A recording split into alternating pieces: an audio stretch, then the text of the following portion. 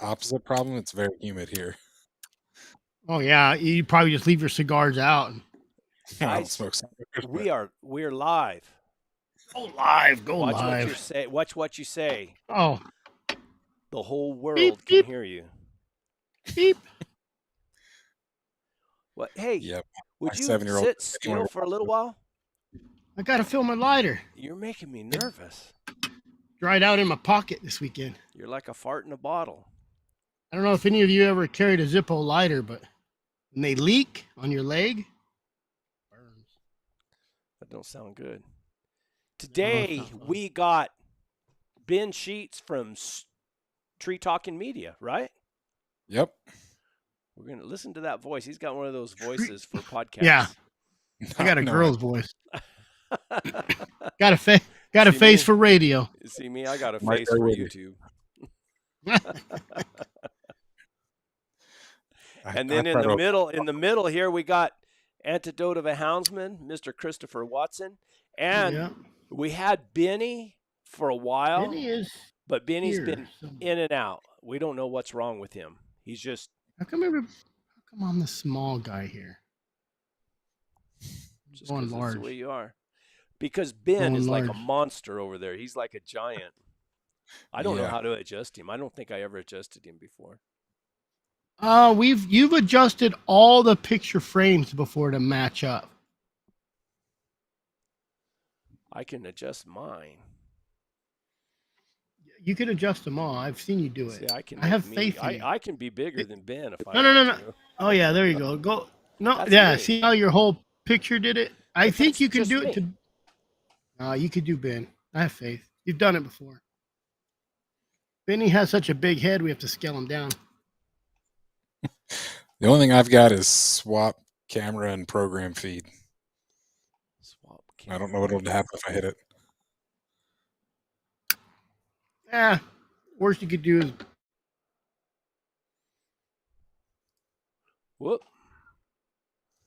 I turned y'all off for a minute. It's not bad. I mean, just he needs to be bigger than us. He is the guest. If you say so.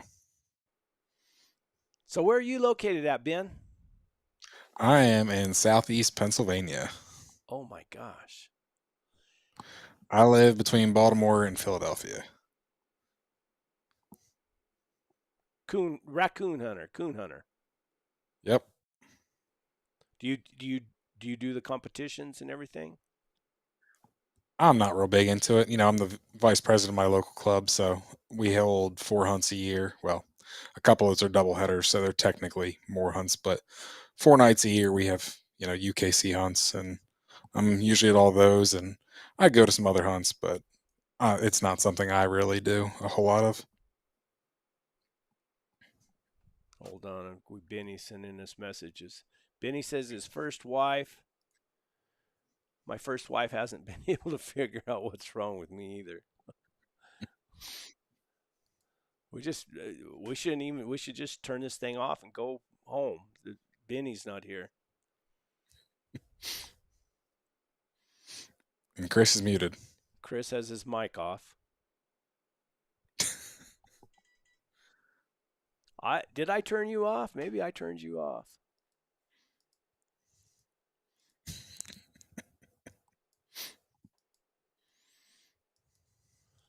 It's just been one of those.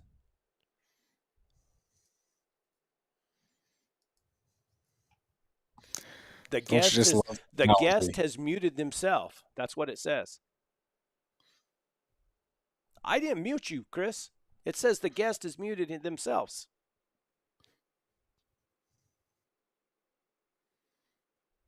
What the hell does that mean? I did not mute you. Man, I tell you what, this amateur hour here. Now he's gone. See, we got the haints going on here or something. That's just me and you, Ben. Sounds good. Whatever. Here comes Chris again. Wow, now he should be able to talk. Can you hear me now? Yeah, I can hear you now. I don't know. Something went haywire. Anyway. I think Benny messed it up. Benny. We have on our thing today, our thumbnail, what we were going to do is talk about puppies. And Okay. I kind of got a puppy story. Sean O'Neill, I don't know if y'all know about him. He's a dog Yeah, man. I've had them on. Yep, in Idaho, Mhm. and I've known him. I mean, back since way before Facebook and everything. He used to have that terrier in Sighthound Central. He had that as a bulletin board back in the day, on the internet, and he had a litter of lurcher puppies. He's got a real good, what I would call a cold blood greyhound, coyote dog, and no, and a collie, a working collie out of Texas, a real good female, and I've always wanted a lurcher, so we made a deal and hired a guy that to haul the pup down. Well, it ends up, I think there was a dog that he hauled down had parvo, and my puppy ended up getting parvo. That sucks. Had all his shots and everything. So I went ahead and well, go ahead, Chris. My opinion on shots is it just really depends on the strain, because I used to not give shots and my dogs would get parvo, and I have this stuff I get from the vet just put under their skin. And to me, it's like when you get chicken pox as a kid. Once you get it, your immune system's stronger. And that's how my dogs used to be. And then one strain come through, 24 hours, they were dead. Like it was hard. So then I started giving shots, and I gave my pregnant gyps shots when they're pregnant. Oh, wow. Then I give them, I was told to by Naughty Nina, the vet. And I would give 4-week shots, 8-week shot. And sometimes it works and sometimes it don't. That's just off experience. I'm no vet, but I've lost more dogs with a shot than I think I have without a shot, to be honest. I always blamed it on the shots being bad. At some point, for some reason, they let the shot get warm or whatever. Is what. Because I've lost some pups too. But this time, this pup, I mean, he didn't get as sick as the other ones, and I went ahead and took him to the vet, and I usually don't do that. And I took him to the vet, and they gave him an IV, and they gave him some medicine. They said, just take him home. I had my grandson take him to the vet. Brought him home, and I did the same thing I did with my other pups, except I've given them, shot water under their skin, or shot, underneath their skin, and I drenched him with a baster. I'd put a little bit of electrolyte down his goozle, but he would drink water. He just wouldn't eat. So then I finally got him where, I was feeding him hot dogs, and he would eat some hot dogs. Now he's all okay. Problem is, though, I got 3 other puppies out there in the pen, and one of them, which is Chris's pup, he's got the parvo now. And all of them had their shots. I mean, they've all had their shots. Yeah. And if Ben knows Sean, he's a good dog man. I mean, he's not gonna send a pup out of there that hasn't had their shots. Well, and a lot of this, since we're on the parvo and how I treat parvo, I'll just get that out of the way real quick. And I've been in some serious arguments about this, is I don't feed or water my dogs for 3 days. And I give them this solution under their skin for 3 days. The 4th day, I feed or water them. If they throw up again, I pull that feed again or that water for another 3 days, and I keep them hydrated. Dehydration is what really gets them. And unless they get like an infection, I've had them get infections in their respiratory system, stuff like that. And then after 3 more days, most of the time after 3 days, they'll start eating. They won't throw up, because they got to keep it down. But after 6 days, again, I'll feed them a little bit more, and most of the time, 99% of the time, you sound like you have parvo with every litter. I had parvo real bad, like for a stretch of time. So bad that I would take 5 gallons of this. I knew a guy who had some hardcore cleaner, and the whelping pen, I dug down. I put that much of the solution in that pen. and let it soak into there. I did all my pins, then I got it under control. But parvo, if a crow goes in your neighbor's yard, goes to their dog or a dog 10 miles away, lands in their crap, eats their dog food, comes to your yard, lands in your yard, there's your parvo again. Have you had any trouble with parvo at all, Ben, or do you know much about it? No. I've only raised a couple litters of puppies, so it's not like I've got a lot of experience raising pups here at my house by any means. I've, knock on wood, never had any issues with it. Yeah. So I I do not have firsthand experience. I've heard some horror stories like what you guys are saying, but luckily I've never experienced any of it. I've had more parvo problems at 6,000 feet than I did at 1,000 feet in the hot. So maybe I don't know if that. I don't remember having parvo down in the desert as bad as I've had it up north. And you know what dogs get the parvo? The litter you want. Because if you have an accidental neighbor comes and knocks your dog up and you hope parvo gets those pups, it will not. You don't give them shots, nothing. They'll just live. I've never had parvo here, and there's only one You of do those. now. Well, there's only one of those pups out there that have it. So I mean, I'm not that. I would bleach your pins. Yeah, you bleach and then you use a surfactant. Use dish soap along with the bleach, and that helps it work better. But I mean, I got to wait until it runs its course with these pups, and then I'll. I mean, I don't think it's a bad. If there is a strain of it, I don't think it's a bad strain because neither one of these pups are down like I've seen them before. Just get down and where they can't. They're throwing up and they're pooping. They're that runny poop and everything. They just can't keep anything in. This one and both of them will drink water, and I let them drink, and I try to get them to eat because I think they need to be strong. I think they need their strength to be able to fight it off, I would imagine. But anyway, puppies. Yeah. Have you raised you've only raised a couple litters, Ben? Yeah, I have had 2 litters of hound puppies here. A couple litters of other dogs, but they were in the house.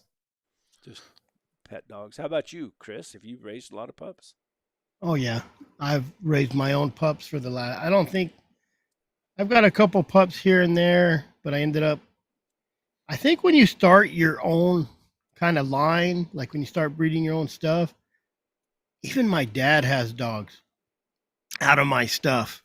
I don't even really take some of that line because it's not out of my stuff. Kind of picky about it. I think once you breed your own, but I've had 100 litters, like a lot of litters, and a lot of times I give them away to people I know it's going to hunt them, trade, whatever. I don't sell most of them, but I like raising a litter because I can watch them, and I can watch which ones I like, and it's crazy because you really get a new perspective of. It's weird for me for someone to just go pick one dog. I used to do that with my Labradors, my bird dogs. But, you go, most people show up for 10 minutes, 20 minutes, maybe an hour at the most, and you pick a dog and I just like watching them. I call them out of my front door. I let them run wild for at least 3-4 months before they start getting too stupid. I call whoop, whoop. You don't have neighbors close by then you have to worry about? Oh, I do. And I get, if there's hound puppies on the road, they'll call me. You got puppies? I say, yeah, well, they're on the road. And that's when they go on the chain. But I'm way back. So our road's a primitive road. You know what I mean? That's what it was nice when I lived up in the mountains. I mean, I think I probably raised 4 litters up there. But all the dogs, they stayed loose until, they would be up on the side of the mountain and I could hear them start trailing. And they would be trailing, whatever it was up there. And then when they started doing that and they started getting out too far, of course, I was way off grid. I was way back in the middle of nowhere. And then I would pin them up. And there would always be a period of resentment, after you get them and you pin them up. And and they get mad. Then they won't come to you when you let them Oh, out. And they hide from chain you. breaking. Yeah, My it's neighbors probably love it when I chain break because they just they don't even bark. They're just like they're they're choking choking and to they're death. pulling, jump around the barrels like they just gonna die. So, but I'm very jealous I of like guys who can do that, leave their dogs loose. Oh yeah, that's. It was nice up there. I can't do it here. I, I mean, I could. I mean, I'm not close to a highway or anything. There's just a dirt road in front of my house. The interstate is not too far from the dirt road though, but I do have neighbors here. There's a feed lot, like uh, two properties over, and I don't know. I wouldn't feel right letting them. I don't know. Mine stay pretty close to the house unless you got an older dog that likes to wander. But But there you go. yeah, and then so Chris. Oh, so the pups you raised, Ben? Did you? I mean, were they coonhounds? And Yeah. did you keep many of them to hunt yourself, or?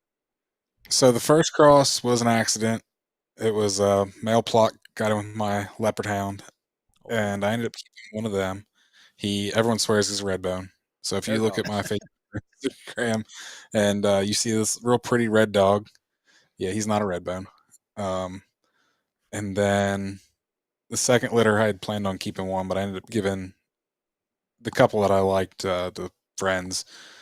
And most was actually that was a planned litter, and actually that planned litter did not even turn out nearly as well as the first litter. That was an accident. Man, accident litters, I swear, are the best ones. I, You I know, would I one of that litter. Everyone that got hunted turned out real nice. Do you run and bears? Can you run bears too, Ben? Where I live, no. So Pennsylvania, we're not allowed to run bears, but I don't live that far from Virginia and West Virginia. Actually, the plot Oh, hound, after coon hunting him some, and then I took him to West Virginia, bear hunting him a little bit. He decided he didn't want anything to do with coon anymore, so I yeah. called a buddy in Virginia and said, "Hey, I've got a bear dog for you." And so my buddy still has him to this day, and probably gonna try and get a litter of pups out of him. Uh, Did you enjoy going down there and running bears, or? oh, I go down every year. I Really? love it. Yeah, That's cool. if I could move tomorrow, yeah, I would. Really? If Well, family and job weren't tying me here. just do it. Just do what Brett tells me to do. Quit your job and go do what you want. Yeah, you're going to get old and die anyway. Yep. I mean, that's just a fact. So you might as well because you do quit your you might job as well do what you can do while you're here. I because wish you had that somebody plan for a long time.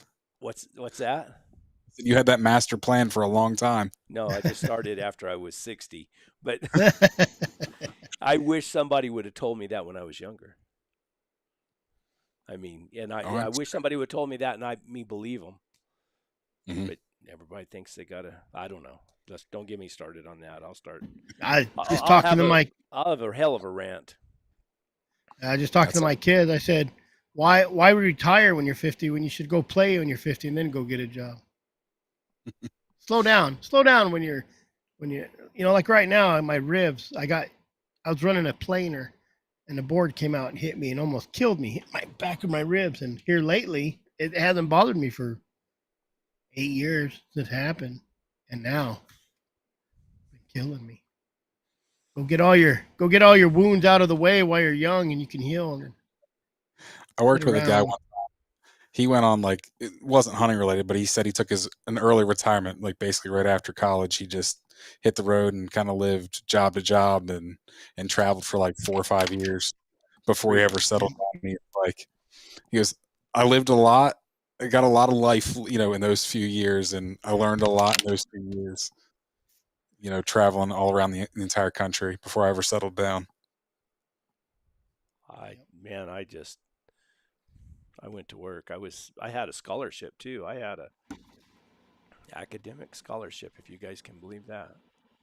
And I said I don't want any more school.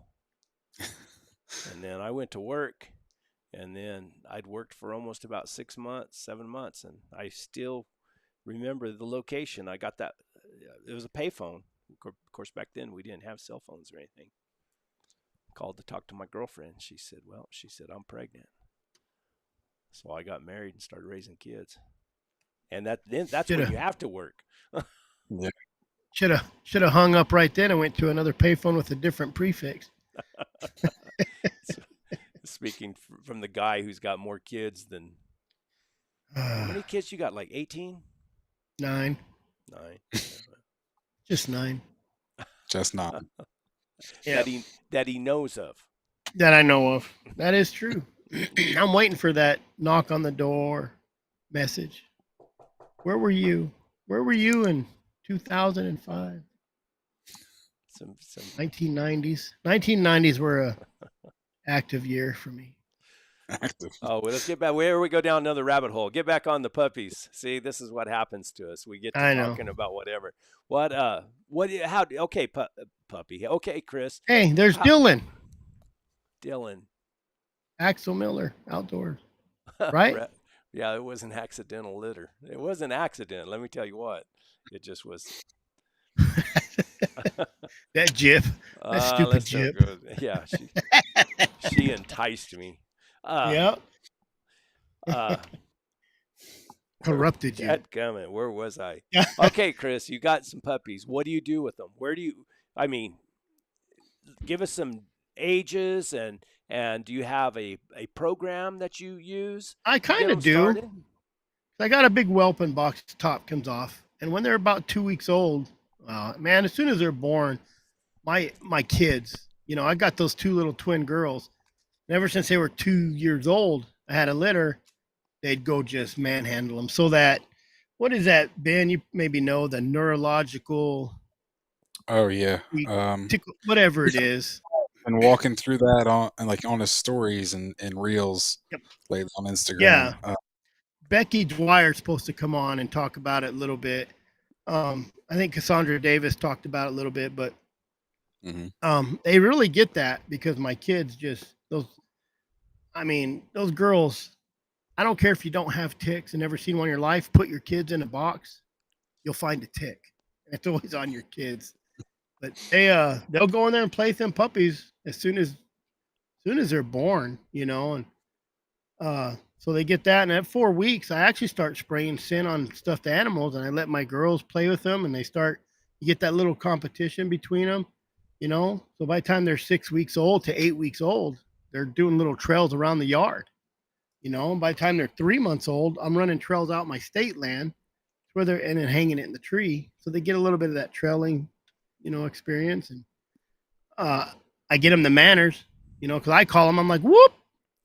And I got videos. If you go to my YouTube, shameless plug, I actually have some puppy videos where I went in my back of my house and I whoop, and they come running. But I'll throw hamburger or whatever out in the yard. What I do too is when I kill bears, I render down the grease. So I always got those bear, the fried, cracklings. And I'll just take a handful, throw them out in my yard. And then it's cool because you'll find the lazy dogs that will wait for you to throw them and watch them. Or you'll find the dogs that just go straight. Once I call them and I'm standing on that porch, they know what's happening and they start using their nose. So you can really watch them grow and use their nose. And you'll see which one's a little better than the other on that. But the thing with that too, that dog you think is going to be the best dog, and that lazy dog, sometimes they swap roles, So that's kind of my regiment. And then I kind of been spoiled where I don't do a lot of drags no more. I will do a little bit of drags around the yard and out in the field. But you think drags help at a certain age? I do. I think it teaches them to put their nose down, and it's cool to watch. I'll do drags with the whole litter. So I'll go make a drag, and then I'll just bring them over to me. I'll call them, whoop, and then I'll just watch them. And it's a different smell.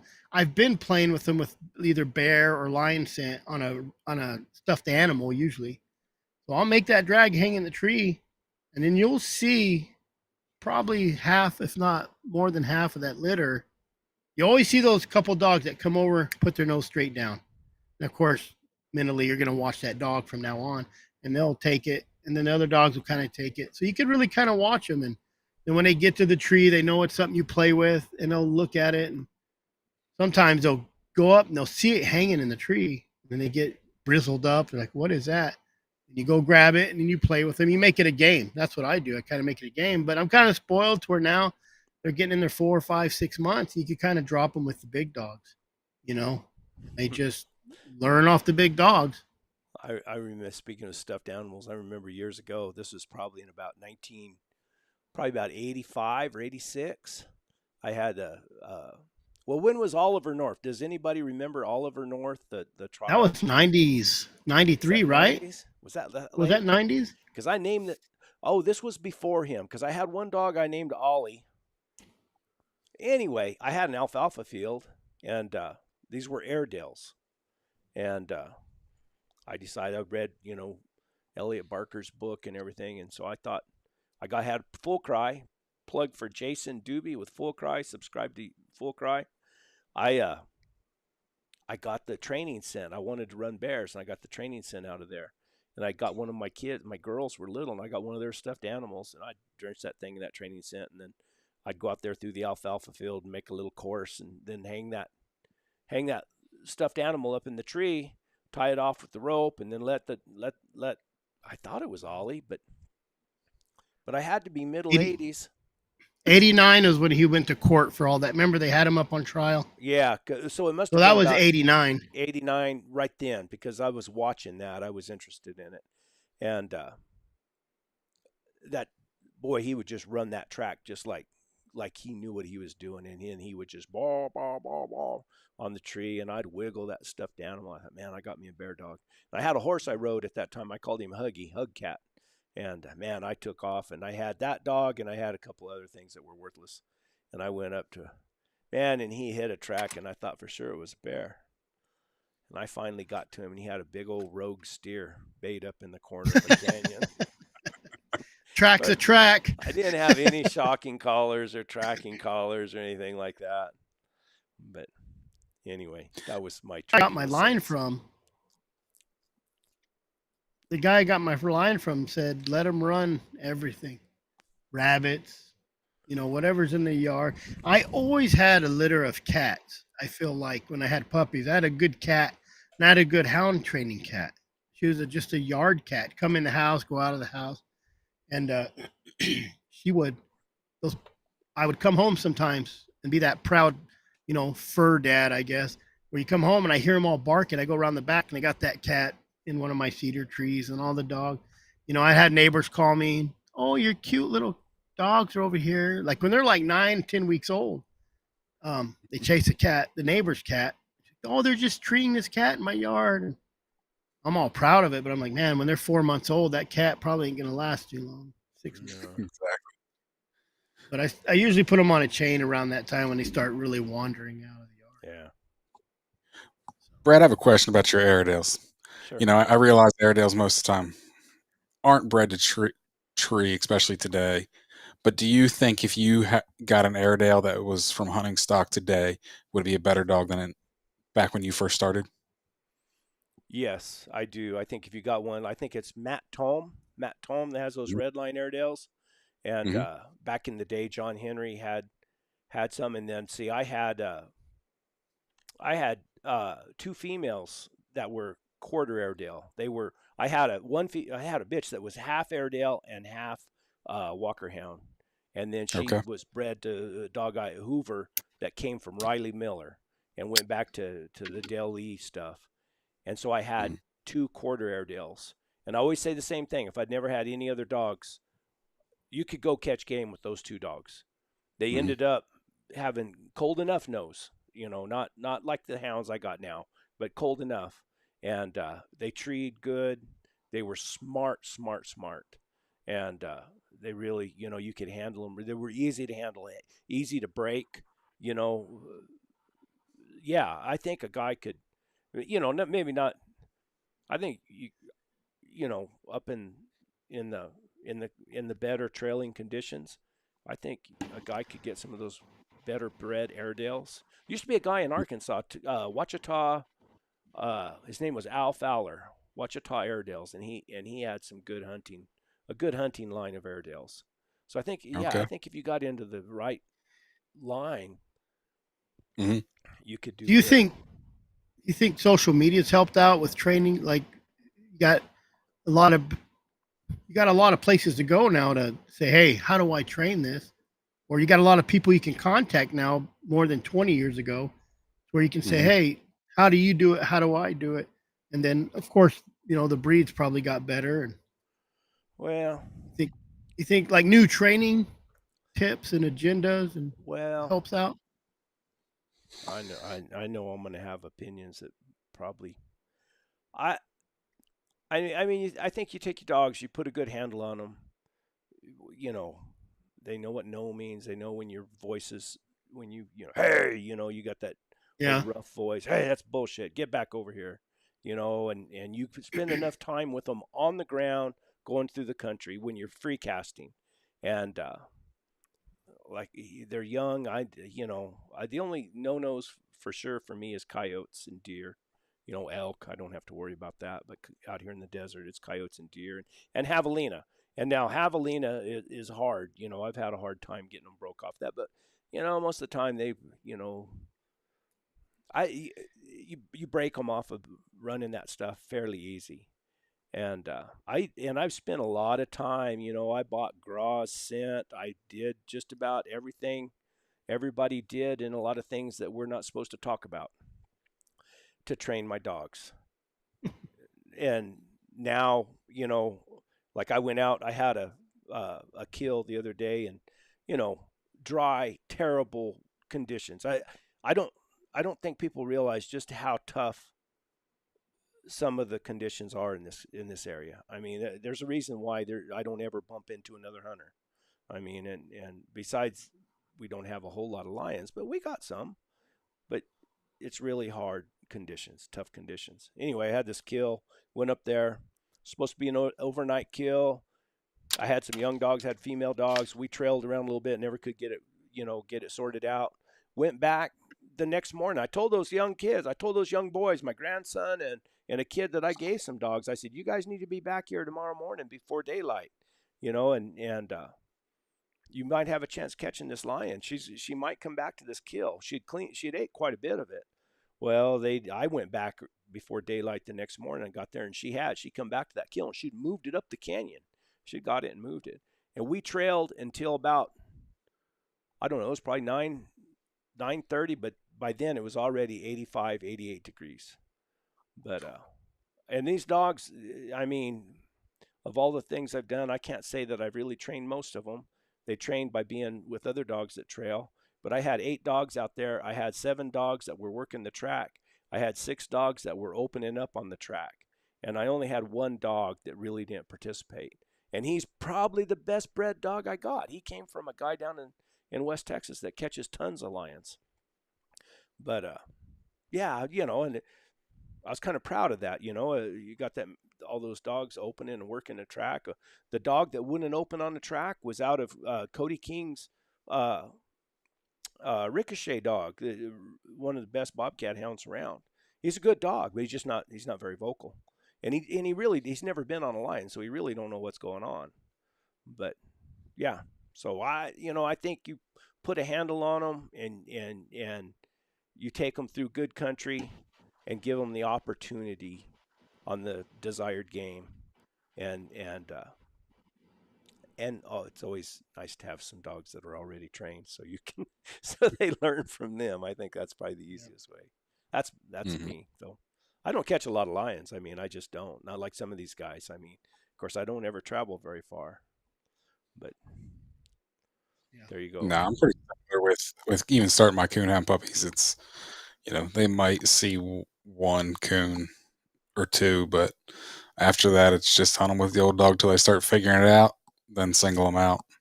So that way they Hey, can do it on their own. I'll show you something. Let me see if I can do this. Tim Brink, he said, how old is Stinker? I don't know, almost a year. I know this little rat came in the heat early. She's a little baby when she comes to heat, and she hates the heat. She hates the heat down here. She whines at my office trailer at work, won't go outside, hates it down here. It's 113 degrees where I'm at. Jeez. I want to show Ben this. The thing is it's 113 degrees, and our humidity, my bad, it went down to 112, starting to cool down. You know, my humidity is 12%. Check this out, guys.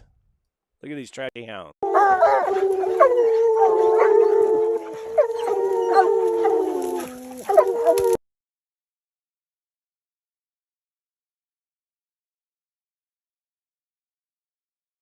Those coons are moving a lot. And You think it's because of water? You got a lot of water down there, or are you drying up?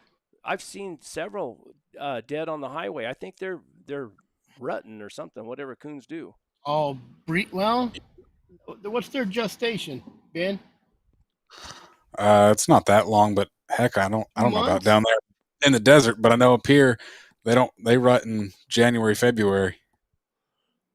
It just seems like they're all traveling a lot right now. I've noticed several on the highway, they're dead. And this was up this canyon, old desert canyon that I go up and mainly just exercise the dogs, but I've trailed lions up there before. And I was kind of excited. They opened up and trailed around there for a little while, and I thought, oh man, they got this lion coming through here again. And then all of a sudden they're treeing, and when I got up there to them, it was a raccoon up there in the tree. 63 to 65 days. Okay. So like a dog. You know, that kid that I kind of scolded him about it. He's trying to use the hounds that I gave him to start coyotes, and then he's got some sight hounds. And you know, I ran sight hounds for a long time, and I ran coyotes with them. The big thing with sight hounds is, you know, they got to have sight, and they can't catch. You know, you get into thick cover or brush, or they can't run fast enough to catch a coyote. So maybe in the right country. From Kansas on my podcast, probably a year and a half ago, pushing 2 years ago, and that's how he coyote hunts. He's got, you know, scent hounds that he gets coyotes started with, and then get them jumped. And when they get them jumped out in the open fields, they dump the sight hounds. How did he walk, ride, or what did he do? How did he? I think mostly they rode in a truck.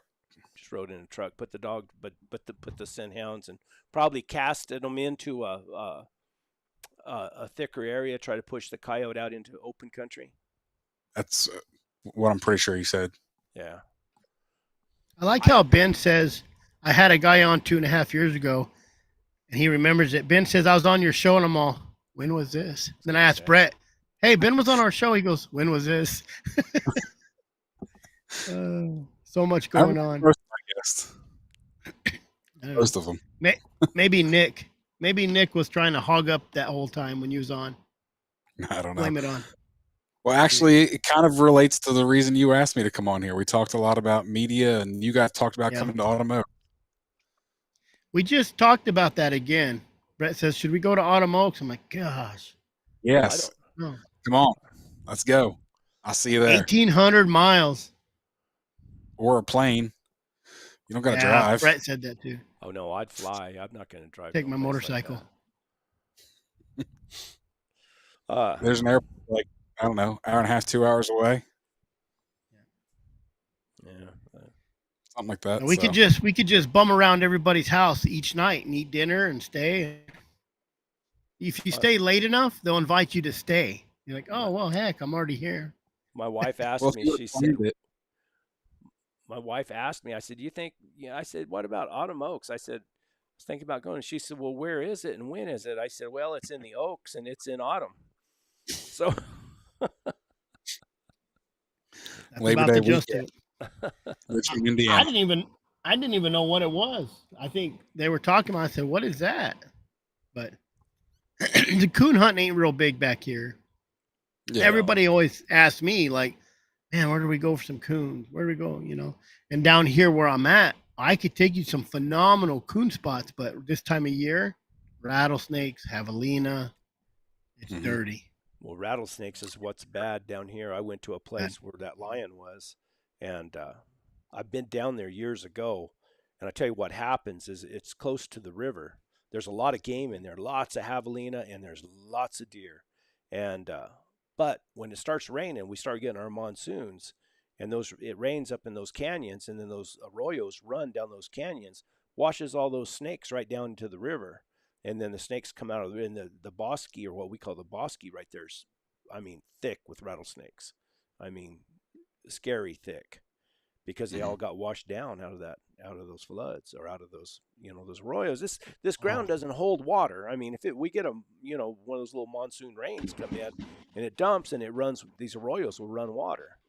And when they do, they might, you might pick up snakes for 10 miles up the arroyo and bring them down. It's just bad. Well, that's when we used to go hunt rattlesnakes at night. We'd go hit them washes, run down them washes after a good rain. And the biggest den I got was 26 rattlesnakes. Yeah, I hate those things. And I killed every one of them and ate every one of them. Well, skinned every one of them. Let's talk. Okay, how do you decide which pups you're going to keep and which you're going to get rid of, Chris? Can't keep them all. I think you just kind of know which one you like. Stinker was the runt, and she's actually the same size as the rest of them now, but she was the runt. She kind of, I don't know. I just kind of watch personality, and then what's funny is I'll give a dog away or whatever, and they come out good dogs. I gave a dog to a guy that's his job is to run lions. And he kind of told me the other day, he said, well, she's not my lead dog now, but when my lead dog's gone, she will be. I get you a little bit, like, dang, I do got good dogs. I'm like you. I'm down here working right now in the desert where there's no lions. I mean, if you turned on a lion, like a lion light on the desert, 100 square miles where I'm at, 50, you might see one, maybe two lions in that area, not like up on Utah border in Arizona, turn on a light, see where the lions are, look like Christmas tree. Yeah. Well, yeah, there's probably not, probably about the same lion density down here. There's a lot of lions that come through and they stay for a little while, and there's different, you get up north just a little ways and you got good lion population. I always tell the story about Cody King, because Cody King he's a real hard hunter. He does whatever it takes, to catch bobcats and lions and jaguars now. But what, the guy drive 16 hours just to go look for a lion? Yeah, I was 2.5 hours from this place, and if I'd have got a call 2.5 hours, oh man, I don't know if I want to go up there. Cody's clear down in South Texas, and he got a picture. The guy sent him a picture of a lion that's walked through some property that he's hunted that property before. It's part of a family deal or something like that, and he takes off, drives all night long to get up there to trail that lion, and he didn't catch that lion, but he caught another lion. And I kind of just shook my head. I thought, man, I'm just too lazy is what my problem is. Of course, when I was younger, I did things that were, probably a lot of people would think I was crazy for doing. It's like those coon hunters. They like to stay up all night. And I like to sleep at night. Yeah, work kind of gets in the way sometimes, but I bet it does. Yep. What do you do for a living? I work on a commercial mushroom farm. So if you eat mushrooms, well, you guys probably not, but majority of people that would listen to this, if you eat mushrooms, there's a high percentage of chance that those mushrooms are grown in the state of Pennsylvania. We are the #1 producing mushroom state, and psilocybin, like your regular white mushrooms, not psilocybin, not the cow crap, mushrooms. we can't go to you to get us some trippy mushrooms. Nope, not those kind. So are those greenhouse? They're grown inside. They're the old style or block buildings. New style are like they look like a warehouse. It's refrigerated or like freezer panels. It's like a thin piece of metal, 3 or 4 inches of foam, and then another thin piece of metal is Hmm. basically what the buildings are constructed out of now because they're heated and Yeah. cooled Oh, year round. We grow mushrooms year round, 365 days a year. how many tons Wow. you pull out of there? You go by the tons, or It's pounds, but it really depends on a house. But on a good yield, you're picking 6 to 9 pounds per square foot. That's a lot of mushrooms. Chris, like Oh he yeah. wants to know how many you get out of there. hey, I've worked in the industry where scrap industry is by the pound. You know, Hmm. wood. When I worked in the wood is by linear feet. But when we worked in pellets, I worked at a pellet plant for a wood pellets for stoves. Hmm. And that was by the pound. Yeah. No, That's it's a lot mostly of about pounds per square foot. pounds. Hmm. You How know, how long have you worked raising mushrooms? I've been with the same company for 10 years now, and I worked a different company, different mushroom farm prior. So So you've I've got never actually. I'm not a mushroom grower. I've kind of always worked peripheral jobs within the industry. maintenance or Made something like that? supplement maintenance. I ran a processing line. Now I'm the safety manager. So That's cool. It's always interesting to hear what other people do to put yeah. beans on the table. Chris does yep. everything in the world. Every time I talk to him, I hear something else he's done. I mean, he just now rattled off 4 jobs he's had. That's probably in the last 6 months. No, that's the last few years. That's my last 2 tundras. I was talking to him about YouTube, and he's, trying to get him to get hooked and get after it. He's got a bird nest on the ground with 2 sets of twins. He could make some Working on it. phenomenal videos. Yeah. And but then I come to find out he's got like 5 YouTube channels. And maybe an OnlyFans. Maybe that's why I don't do nothing else. He's busy with that all the Yeah. time. Yeah, I mean, I don't want to promote. I don't want to promote, bearded dad bod guy. But if you guys want to look me up, it probably is a bearded dad bod guy. Everybody's gonna go look at it. Probably is. I don't Okay. know. We got any questions about puppies? I think Brett, this has got to be the longest we talked about the subject we were supposed to in a show because we're at 49 minutes and we didn't really deviate too much from puppies. and Benny's not here. If That's why. there's only 70 people in here, if Benny was here, we'd have another 50 people. Yep. That's fact. It's terrible. We're gonna have to get him set up, and we're gonna have to buy him some better. We got to have a GoFundMe to get Benny Get a Starlink, get him a Starlink The mini. internet, and then get him a decent camera and a decent mic, and a tripod, so we don't have to look up through his nostrils the whole time. I sent him a headphone. Everything is supposed to be for an iPhone, and it did not. I have to look up an adapter, but I read on their iOS, Apple, all this stuff, and he got it, and it didn't work. I was looking for a donkey ear one. It looked like he had donkey ears. Jackass. Well, let's talk about media. Unless Hold on. anybody has any questions about Let me pups, get something to hang drink on. real quick. You better make sure you have some type of reservations. If you're going to Autumn Oaks, you will never get a room. I don't need a room. All I gotta take is my bedroll. So Yeah, you can camp no, on site. hey, It's well, don't Chris Powell live close to that? he does. We'll just go wake up. He'll wake up. We'll be on his porch. There you go. What else? What else? You better make. You have enough kids. I know this. What percentage of pups you raise turn out to be? I think, just from what I give out, 80% of them turn out somewhat. But we've talked about this before on puppies. Is I think a lot of it. I know for a fact, Axel or Dylan, we know you're still there. You're the star. You're coming in. Just hold. Oh, that's Dylan. I was wondering who that was. He's Dylan. got some Yeah, pictures ready for us. There's Benny. Oh no, this is Jason Doobie, front and center, or it's his wife. I don't know.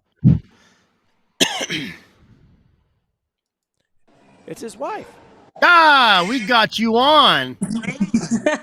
Jason Doobie said that Ben was on. I was like, well, I'm taking your link. I'm in too. That's Mrs. Fullcry right there. Yep. That's This Mrs. is Fullcry. the heart, brains, and spine of Jason. Yeah. Period. I'm what makes him look good. Yeah. She raises kids. They got 4 kids. She does all you do all the natural stuff. Make your own butter, probably. Yeah. all All that Oregon gardening stuff. Mm-hmm. That's cool. And I don't get how you do it all. and she's married to Jason. That says enough right there, right? Right. Yeah. Exactly. Well, what we need to do. Well, now we could talk about the media. Let them talk about the media thing. Mm-hmm. You guys need to. I talked to Jason a little bit about it today, and we're all curious. I talked to him Friday. Yeah, we're all kind of curious about what I guess what your intentions are, where you want to go with it, how it's going to work, and whatever you can share with us. It's Ben's brainchild. You go. Yeah, right. So my idea was for an event. Last year at Autumn Oaks, I got Chris Powell, Josh Michaelis, Jason, and Clayton Stark, and myself, and we all got together. Well, Jason was at home. I called him, and we called it the Hound Media Summit. We kind of just talked about the state of hound media. I just want to know why you didn't invite me to it. You guys shouldn't have. I'm telling you. I have so many channels. So inputs so many, you didn't invite the biggest one? I know, I'm sorry. You didn't even know what the event was. You couldn't attend. Well, I told him the week. He said he got him on the phone. I got to give you a hard time. It was probably like 6 a.m. too, because we did it like 9, and it was Eastern time, so it would have been like 6 for Jason. He had to get up early.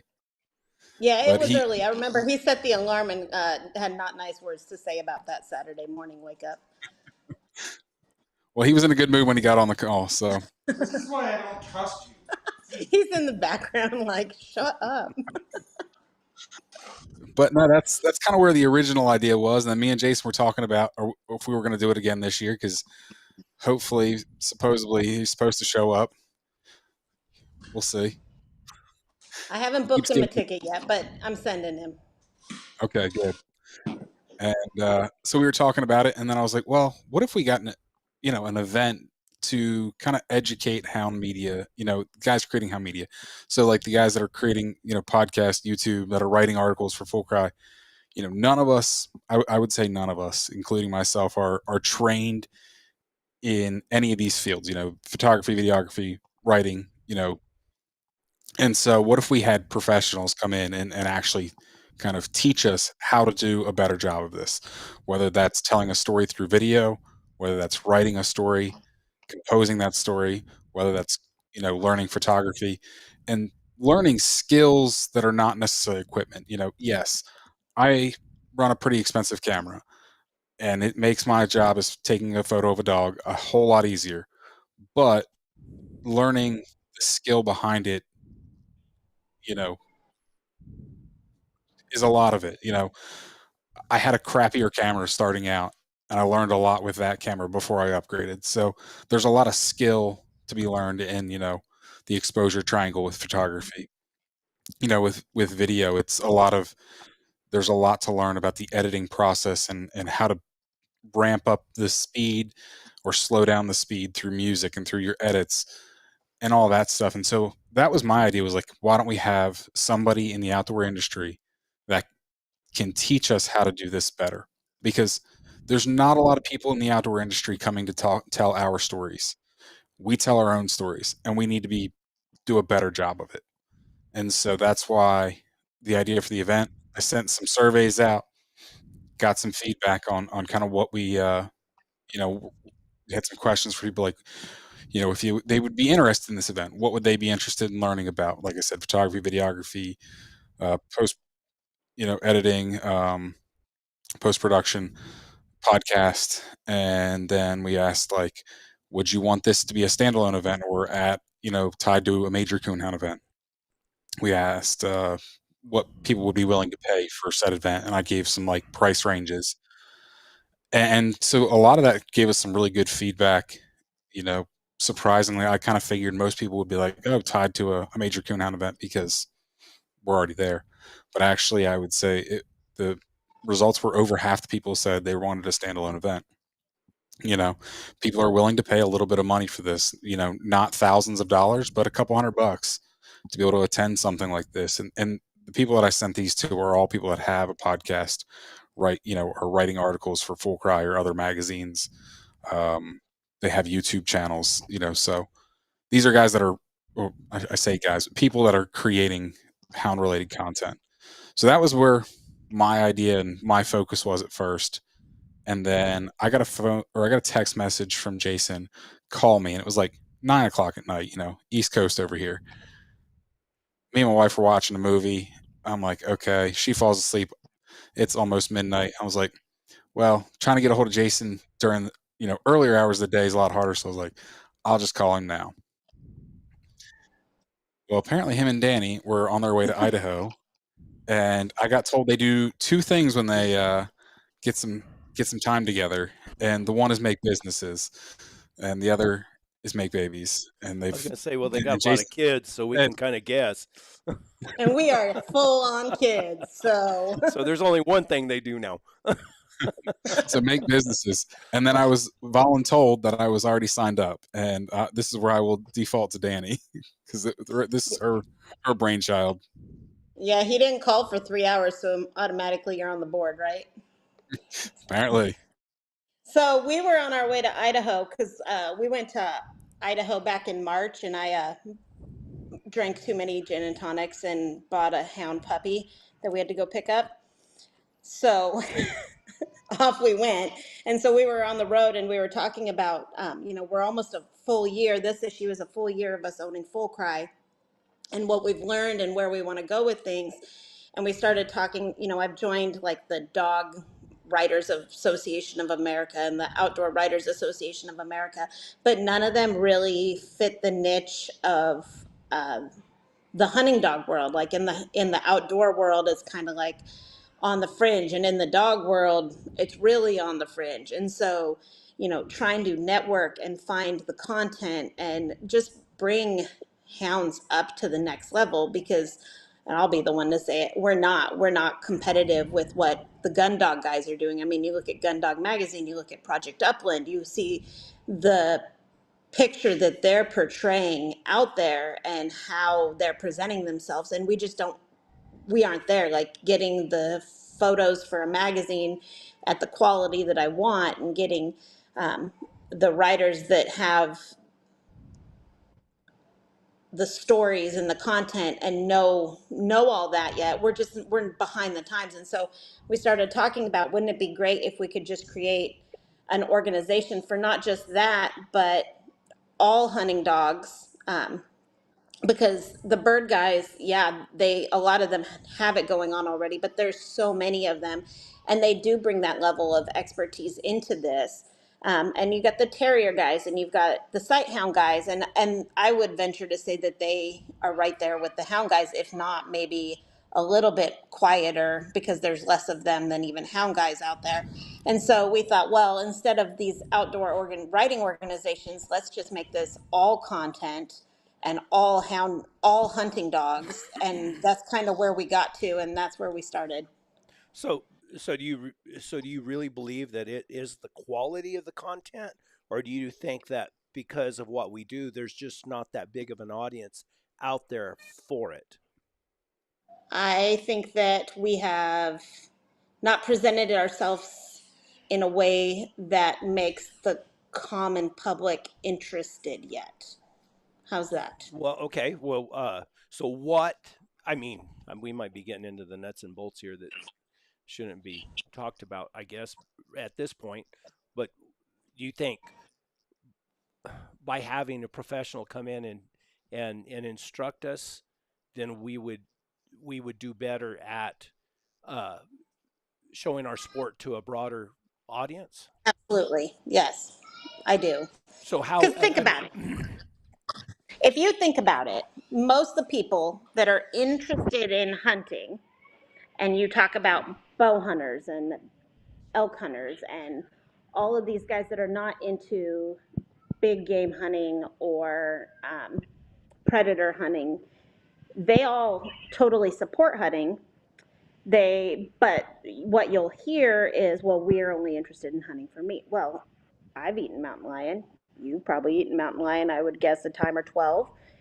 But we don't present ourselves as anything other than this is us out with dogs. And we don't present the dog human relationship, I think, and what goes into hound hunters and the bond that goes into training dogs, um, and that part of it. Because I will tell you, after reading the massive amount of poems and things that get submitted to me, you guys are a bunch of sappy dudes when it comes to your dogs. You just don't say it out we don't loud. like to tell people about it. You don't tell it out loud. And we don't You, talk about predator hunting as far as statistics of game management and things like that logistically make sense in a way that people understand it. Whereas gun dog guys, like they're they're shooting live birds out for their dogs to catch, and nobody has a problem with it because of the way it's presented. So I think that we could do a lot better job of presenting ourselves Yeah. in a way that people go, oh yeah, you really are in this for the right reasons, not just because you're big mean guys out there trying to kill stuff. Well, I mean, I don't know if it's about the way it's been presented. I I think it's kind of been because somebody else has controlled the narrative. Is that how would you say it? I mean, mhm. Yeah. it's because like I mean, how many states is it illegal to hunt birds in? None. How None many that I states know is of. it? Yeah, I'm like thinking it's illegal to none. hunt. It's illegal to hunt bear. Well, with dogs, I should say. So it's illegal to hunt lions and bears in what? Washington, Oregon, yeah, A lot. California. I mean, they're trying to push it all over the place. It and I don't think and I have some real disagreements over us having to say, "Oh, we hunt lions and because we want to eat them." That's not why I hunt lions. If I want to eat, I mean, I would hunt something else if it was strictly for food. We hunt because we have to manage the population. And Right. But we need to be able to present those statistics and tell that story too, and that yes, that part of it, like that there is predator control for a reason. There's a reason predator control exactly. happens. No, I agree. I totally Yeah, agree. like you just named multiple states that have it outlawed, right? Well, those states literally pay houndsmen to manage their lion and bear populations instead of, you know, us lion and Yeah, bear hunter, us houndsmen paying the state so we can manage them. the So other way they're around. Yeah. getting managed with hounds regardless, whether taxpayers are paying for it or whether houndsmen are paying the state for the opportunity. So either way, and most people don't realize that. But how do you reach those people? I think Well, that's presenting a modern front is where we're at, mhm. personally. And at the same point, us as houndsmen, we tell our stories in full cry, and I love full cry, and but full cry is not where we need to reach new people. We need to reach those people in outdoor life, in Field and Stream, in Peterson's Hunting and Fishing, those types of publications as far as print, and same with YouTube channels. We need the hunting public to come and do a hound hunt with you guys, out west. That way we can put this message in front of a broader audience, and at the same point we need to make sure it's done well, because there was just some controversy about a hunt that was done by some guys that are not hound hunters. They publicized a bear hunt, shot a bear with a 9mm, and they're trying to defend it. The optics weren't great though. They shot it multiple times. It just didn't look good, especially to non-hound hunters. I get why they did it. I'm not saying they did anything wrong necessarily, but it doesn't look good. So once again, we need to make sure that we control the narrative, we also make sure we put out good quality content that shows what we're about, that shows a good way of doing it. Can you hear me now, Brett? I can hear you now. Yes.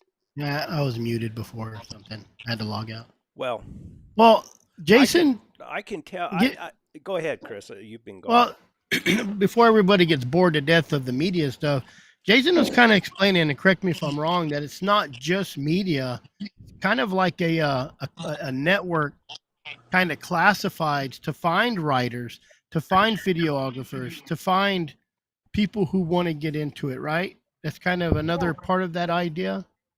Yeah, so part of that is that we'll have a job board up on there. So once you're a member, like if I'm looking for specific articles or specific type of things, I can post it on there.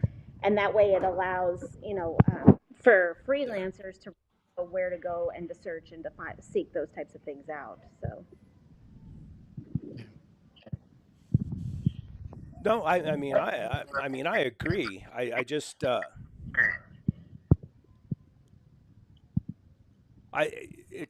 it's how to approach it or how to make it happen to the general public. That I spent a lot of time on YouTube. I spent a lot of time making hound hunting content, and the audience just isn't there. It's just a fact. The audience isn't there. So you have to broaden your content. So that's and believe me, I paid a lot of money for consultants, and I had the guy who consults for Daryl Leaves consult with me, and he went through everything, and he told me exactly. He said, "Man," there's no audience there. There's no audience for it. A niche market, absolutely, right now. I don't know that you will grow it that much per se, but even at that, the products that you're producing, you want to be producing. I want to be producing a better product than what we're producing, and I like the product we produce now. So, well, sure, you always want to improve at your craft, whatever you're doing. You want to keep improving, but to what end? I mean, you still have to. In YouTube, it's all about views. I'm sure in podcasts, it's all about downloads. In print media, it's all about subscriptions and being able to find advertisers to be able to put in your pages. And so I guess what I'm trying to say is that for what I have done, not on this channel, but on my Born 100 Years Too Late, I've had to broaden my topic. And I feel like I've been doing the hound hunting world a service, because I'm hunting hounds. I don't say lion hunting. I don't do this. I say, wilderness trip or whatever it is I'm doing, 3 days in the woods or whatever. Well, I always have my hounds with me, and I am looking for a lion track, and I have had a broader audience that they don't know much about hounds. When they see something about hounds, typically it's a bunch of dogs barking at the bottom of a tree and somebody shooting an animal out. So that's not the best. It's tailgate the tree. It's not the best perception in the world. I can see if nobody's been around it, they have this vision in their mind. We just turn a bunch of dogs loose and they run out there and throw something up, or run something up a tree and they go shoot it. A 10-minute video makes it look easy. Yes. And they don't see sure. the day in and day out of what's going on. Training. So you have that's why I'm curious as how it would be done. I've tried and to really no avail, really. I've had over 6 million views on my videos. I've got 250 or 60,000 views a month. But man, if you're talking about hound hunting, the sponsors don't want to deal with you. The sponsors is a big thing, and we run into that too with advertisers. There are some very, very, very big names that take a lot of money from us, and as soon as they're, well, you publish big game, dead photos of big game in full cry, then we can't do that. And I'm like, well, I'm not going to give up that. I will present it in a positive way and in the most respectful way, but I'm not going to not put a picture of a dead lion in there because you won't buy an advertising spot. You sure don't have a problem taking our money. Exactly. And there's one company that is very guilty of that, Me and Ben have talked about it. Me and Brett have talked about it. I'm sure you know We exactly what company. we all We know. all know. You're talking about Garmin, aren't you? I mean, Yeah. it's my deal. I'm not scared. I custom. I said, man, I was ready to throw all my Garmin. I'll go back to the beep peep and do it the old way, and then Cody King, leave it to him to look at it from a different viewpoint. Says we should feel fortunate that a company like that is willing to make a product that we can use. So, I mean, that's just like looking at it Perspective. from the other way. Different perspective on it. Yeah. But Well, no, there's dog Well, food companies. There's other ones. It's not just Garmin. There's a lot. So well, hell, I Yeah. can't even get well, nobody to email me back. I mean, it's just like, and just ignoring. And I don't know. Don't get me started. because here we go. Yeah, I here don't we know. go. I don't know anybody that has as many eyeballs on their content, and so I don't know how you could make it any more attractive. I guess. Well, YouTube is discounted in general. Like we all, it's just discounted.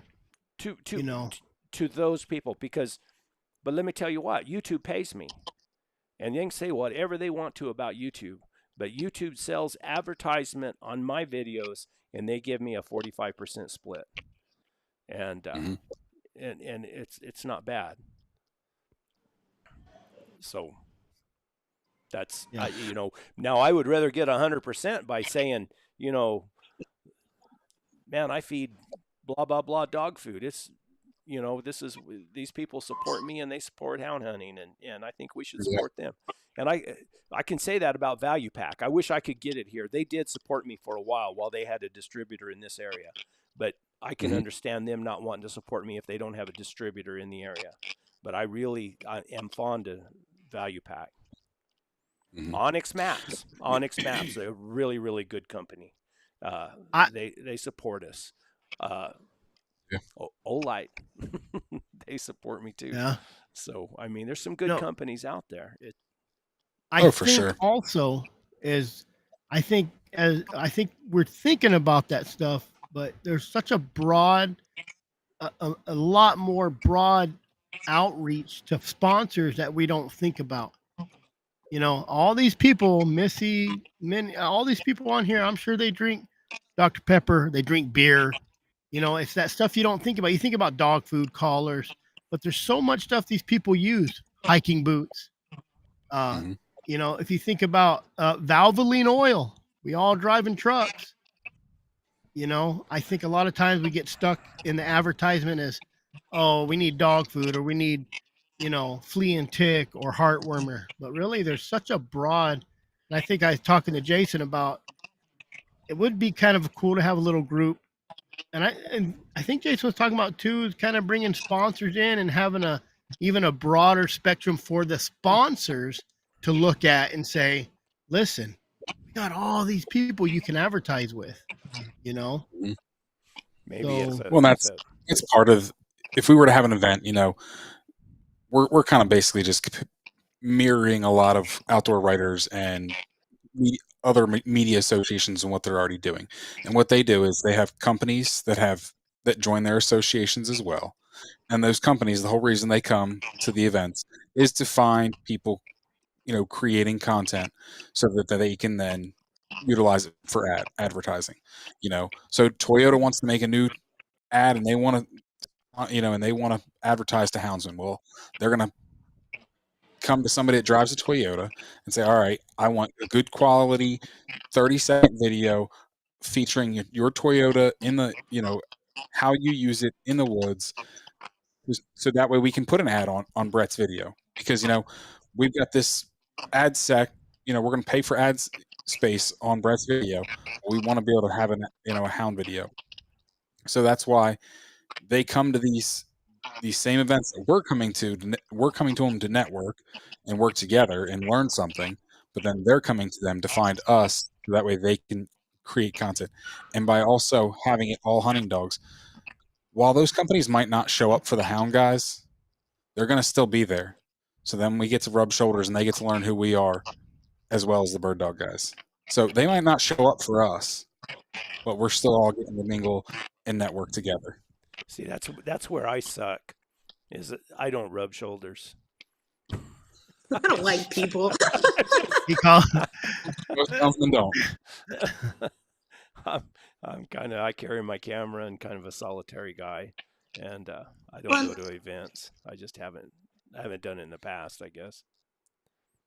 like what Chris If was talking about last night when we talked with Chris Ingram last night was, like the rifle companies when they have something new coming out, like having an opportunity weekend for everybody to come out and learn about their process and learn of producing it and to try it out and to things like that. Like it gives opportunities for that type of content creation too, that maybe you wouldn't have those opportunities to have either. But do you think they're I just like Garmin, their risk of bad publicity to a broader audience by supporting someone who hunts lions or bears with hounds? Do you think their risk to reward ratio would be too bad? Do you think they see it as a problem? I think they do. I think they say we have 75 million people who buy this GPS to go track out there on their little trails, and then we got 10% of these guys. We got 50 guys down in the West. Yeah, that have, even 10 callers a piece. So you're looking at millions of dollars, like probably 100 million to $10 million. So if they say, hey, these guys, we're going to sponsor them, and some person says they kill lions, these guys might, because there's only one really easy dog tracking, and it's Garmin. It's user friendlier. And this is just what I'm getting off of other people who have all that Dogtra and Dog Track, whatever else. And then you got all these other guys who can go to any other Magellan. Don't they sell GPSs? Yeah. So they have a broader band. We only have them. If they lose all that business, they're only going to sell to us because that's all they got. If they lose us, if they lose them, they go somewhere else. They can go get another GPS. They must have seen some value in it because they bought Tritronics. So, I mean, oh, they definitely see value in us as customers.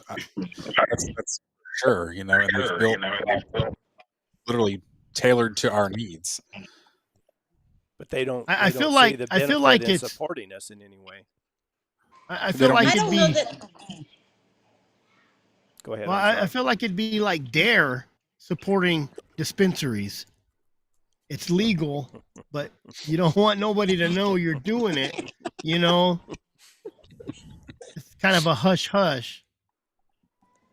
So they don't want to bring attention. I think they just don't want to bring attention to that part of it. I think that you would probably see some of those companies out there at an event like this where they can quietly educate and talk to us about their products so that we have more to talk about on a grassroots kind of way, even if they're not putting their dollars behind it just as an advertiser, which I don't know if that's right or wrong. I mean, I have my opinion on it, but I also think that having the information to create the content is good too. So yeah. I mean, like I was telling Jason today, I kind of just got burnt. I got disgusted. I mean, I went and I secured the rights to the Dale Lee tapes. I thought, in my world, man, this is great. And I probably could have kept them and advertised them for sale as a box set, or I could have advertised them, put them behind a paywall on the internet where each individual had to pay for them. I thought, no. And thanks to W Hunting Supply, they did pay me to use them in their podcasts. And then I use them in my videos. And I mean, I've got one of those that has 60, 70,000 views. And I thought, this is the ticket. I'll be able to get people to sponsor this, and then I can provide this to the public for free. They don't have to do nothing. They can watch and listen to these, and an advertiser will pay me, and that's where I get my money back on it and for my effort. Nothing. I mean, I had media kits made. I sent out media kits to everything I could think of. I couldn't even get anybody to respond to me. I mean, that stinking, what's his name? Josh Michaelis. I like Josh. He's a good guy. He has good content. And his boss, he said, "Oh, no, I'll make sure he sees it. I make sure he sees it." Hell, I never got a response. Nothing. I could understand if somebody, send me another email or call me back and say, we're sorry, but we've already, spent our advertising budget somewhere else and blah, blah, blah. But they don't even see the importance of getting back to us. Mhm. So, I mean, what do you do then? I will say the outdoor industry, from what I understand, this is me looking in from the outside, just talking to some people. It's very much you know you it's like it's a clique, you know. It's all they all know each other, they all work together, and a lot of people move from company to company, and so like I said, I think having an event where those people are going to come to us because they see the value in coming and talking to us, and that's where we get to meet them and be face to face, and you get to establish those connections, the networking connections. You know, they get bombarded by people wanting money from them every day of the week, and so a lot of that just gets lost. And it's not that you don't have value, it's that they just get bombarded by it. You know, every Tom, Dick, and Harry that's got an Instagram wants, to be sponsored.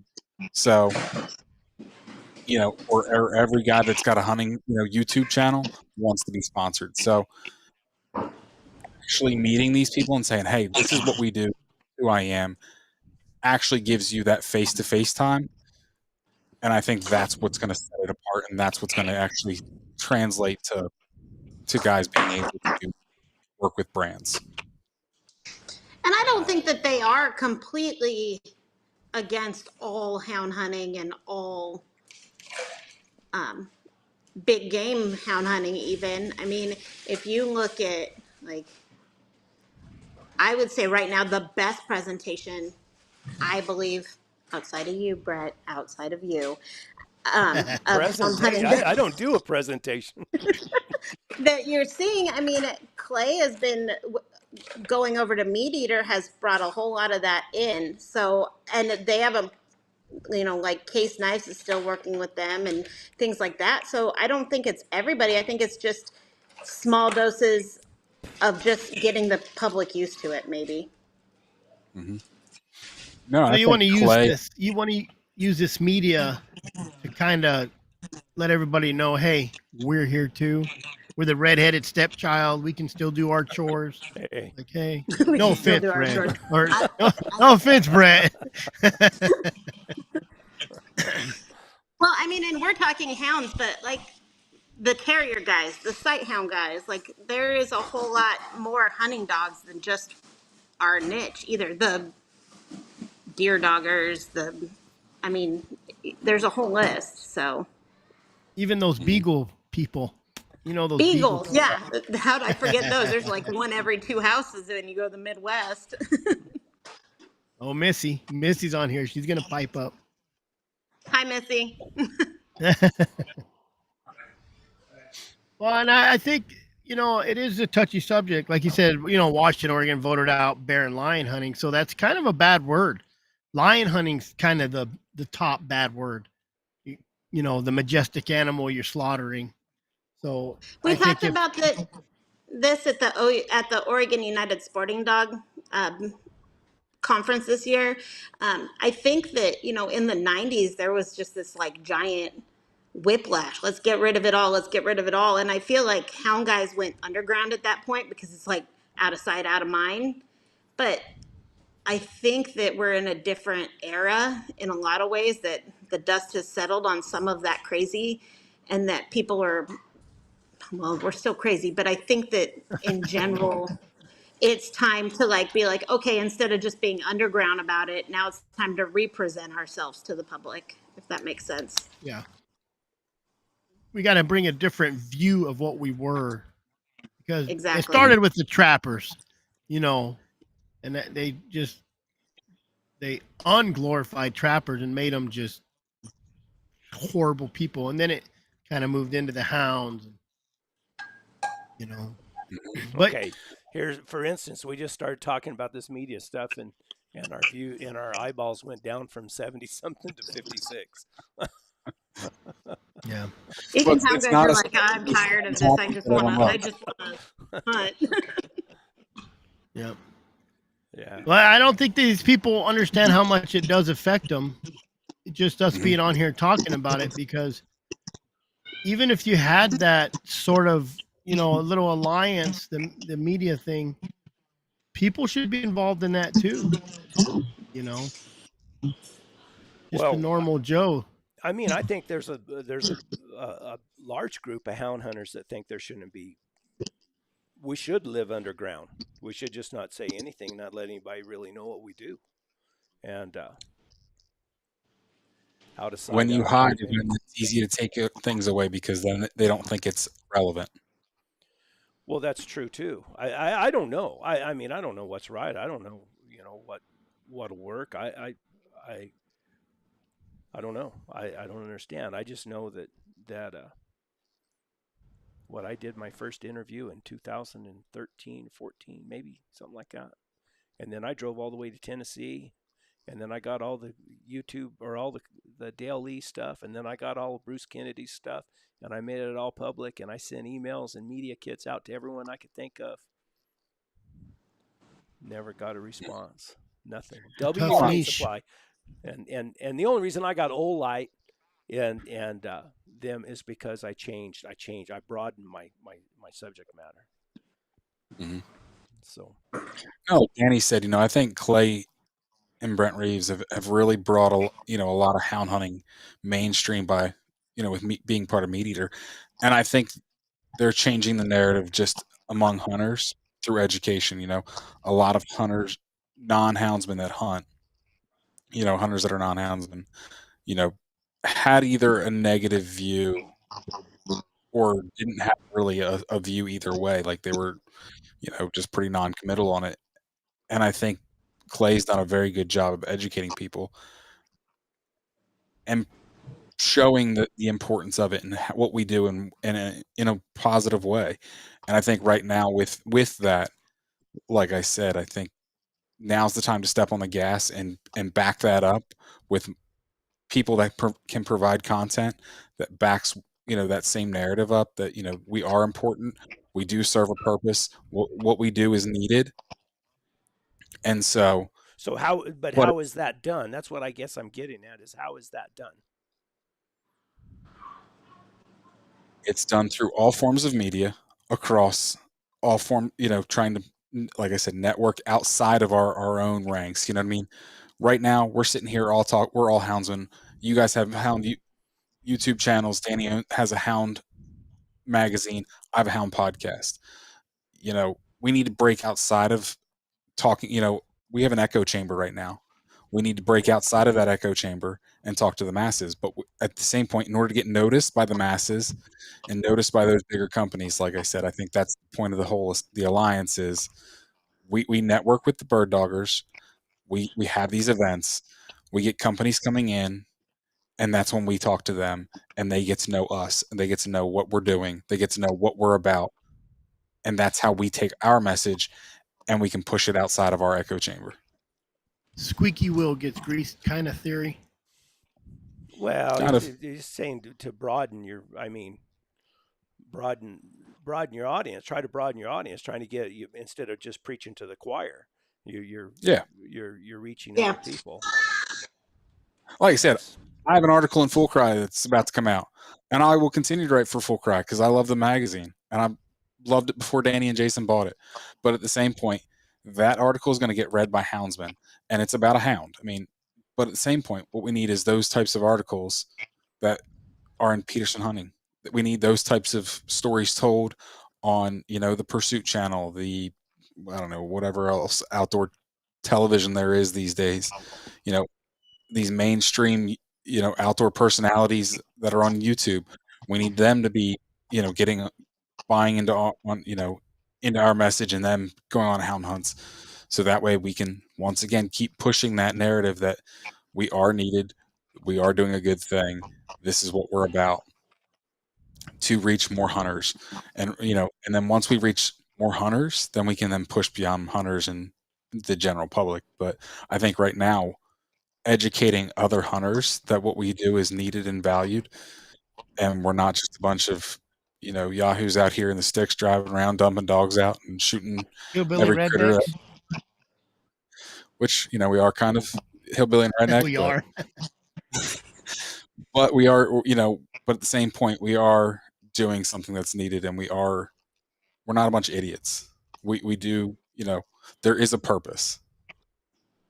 Well, and like on the flip side, he's saying full cry is read by hounds guys. Like I would like to create a product that I feel I could present to put onto in limited places because I can't afford to be the big guy, newsstands, and to be picked up by people that are just big game hunters and are interested in they're hound curious people. Let's put it that way. Or Hound or curious. people who just want to hear the stories, right? Yeah. Mm-hmm. But right now, I mean, I'm working with a couple people that are, professional photographers, but overall, I can't get enough professional stock photos to put a product out that I feel the pixelation quality is newsstand worthy.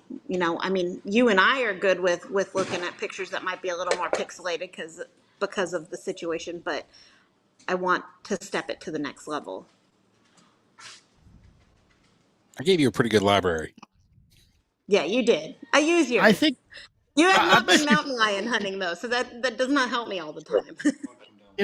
I bet you if you put out a little memo that you need pictures, these phones these days, they're doing photo shoots with their iPhone now. The And problem I've is when you always load it. argued. I grew up with a 35 millimeter. I was developing black and white. So to me, if you're using a digital camera, I'm gonna start a fight here. I don't think you're a true photographer because you don't know how to adjust the light anymore. I thought I was cool with my Canon that had the little light meter in it. That you could adjust the But light and you'd watch that little meter. I will argue that those people that do take those quality photos, they're giving it away everywhere on social media. So why would you buy it in a magazine when you've seen that photo 12 different places already? Yep, exactly. And Yep. I'm going to pay you for your photo, so that's crazy. That's what I'm saying. I bet you if you put out a memo, and honestly, it's all you have to do is a contest. Top 10 photos get a free year subscription or whatever it's cost worthy to you. I don't know what you pay for pictures. There's a lot of people in Arizona that have a lot of good lion pictures. That have not been everywhere. That's what I need. Photos that have Yep. not been all over the internet already. There's probably quite a few. There's probably more now. Oh yeah. 40 people in here looking in their archives. I think Dylan went night-night. He was tired of waiting on us. Yeah, we'll get him next time. No, there he is. Oh no, He said good night. night. Yeah. Sorry, Dylan. We were having an intense conversation. Yep. Anything else, guys?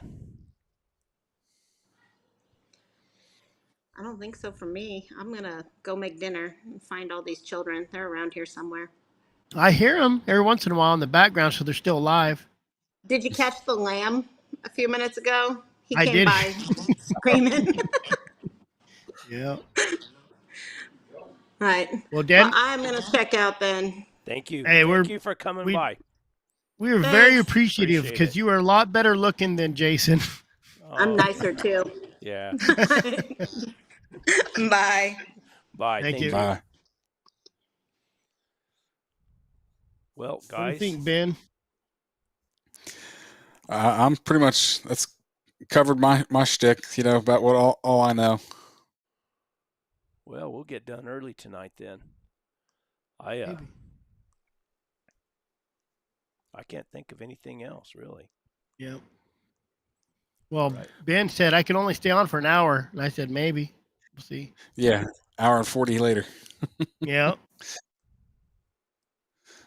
Got any good But yeah, you stories? guys need to load up and come to Autumn Oaks. Like I said, Labor Day weekend, Richmond, Indiana. Was there what? You were I mean, talking who about. else is there? Is it mostly for coon hunters, or what is it all about? It is a coon. It is a coon hunt. That is the main event is a coon hunt. But there's Garmin's there. You know, a lot of your hound supply companies are there. You know, you can buy a lot of product. You know,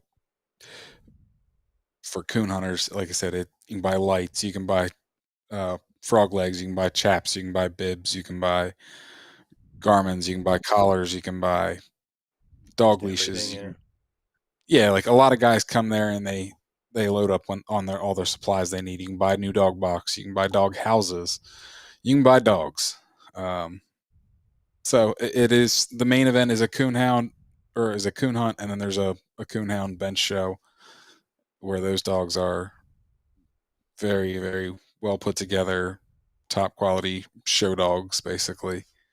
And, you know, that's the UKC portion of it. But Robert it's asked a if good I'm going time. to that horse and mule sale. Probably not, because I bought my mules.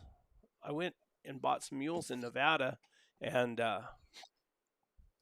don't need any other dogs, and I'm not selling any dogs, so I probably won't go. I probably should go, but I won't go. Probably Got to go to Mingle. When is that?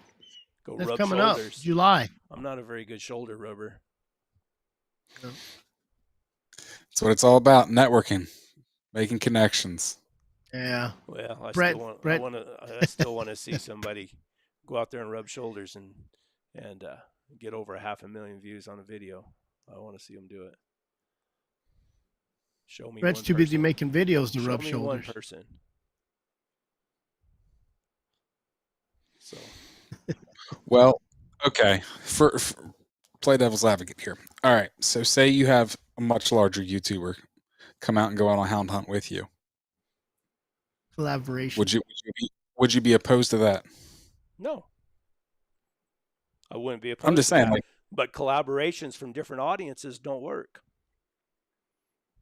Just don't. okay. It seems like a Analytics. good idea. It seems like a good idea, but it doesn't work. I mean, if I had a prominent, if like the hunting public or Brian from the Gritty podcast or what's his name? The older guy. Heck, I used to talk to him all the time when he first started his YouTube channel. What's his name? Gray-headed guy. You're talking about not Kendall Gray, but the No, Kirk Price? Kendall Gray. Kendall Gray's in the same class I'm in. Kendall Gray is in the same YouTube class I'm in. And Kendall Gray does Kirk Price? No. Kurt Price, he's done fabulous. Bear hunters do pretty good. I mean, they especially him. But if you watch his content, I can't go into all the details now, but I've paid a lot of money to learn all that, and just like I'm sitting here saying, everybody's saying you need to broaden your content, do this and do that to get to a broader audience. I can tell you haven't even watched my videos. You haven't even seen what I've done on Born 100 Years Too Late. And most people haven't. Most people, because they discount YouTube. They don't see it. They don't see that I get 20,000 views a video. And neither do the advertisers. Why? Yeah. I don't know. I mean, YouTube pays me. YouTube sells advertisement. So if there could be a collaboration effort between all the people, all the different organizations, and then go out and find advertisers for something like that is a more powerful front. But I don't know. I don't know. I mean, Daryl Leaves consults with me, and I don't know if anybody even knows Daryl Leaves, but he's told me what a person should do to be able to get it. I mean, most people. And he's been in the game. Oh yeah. Since the beginning. He consults with Mr. Beast. Mr. Beast. Oh wow.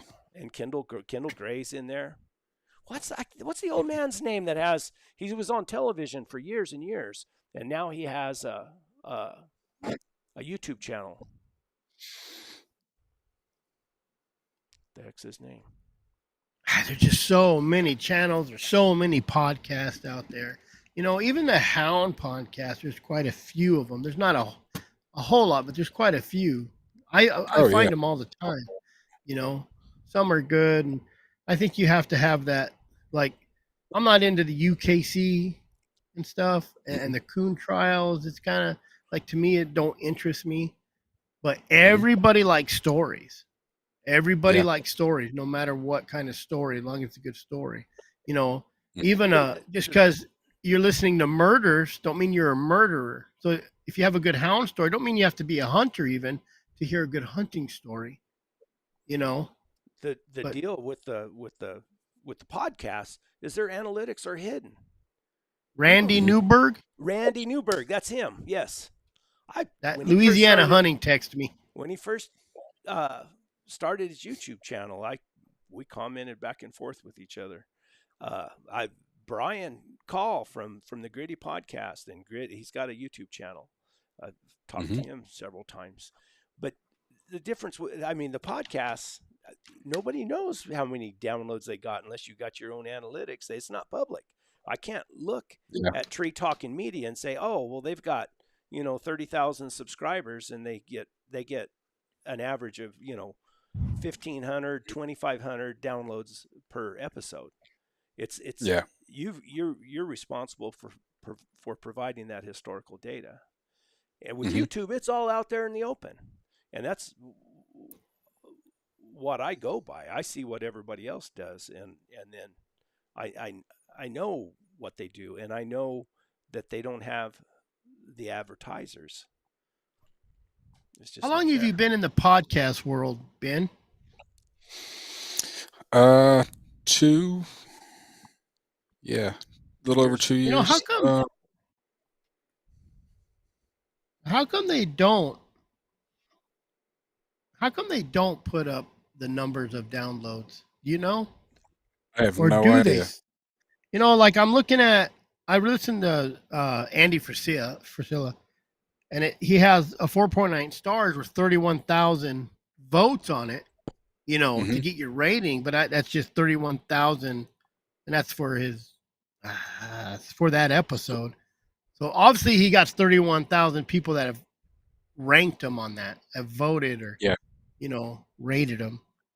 But I don't know, why don't they do downloads on a podcast? So people say, gosh, if 1,000,005 people I think are because listening, a lot of I it's want to listen. because it's not all one platform. So like I gather analytics from Apple, from Spotify, from Google Podcast, from my there's a website that's linked to it as well.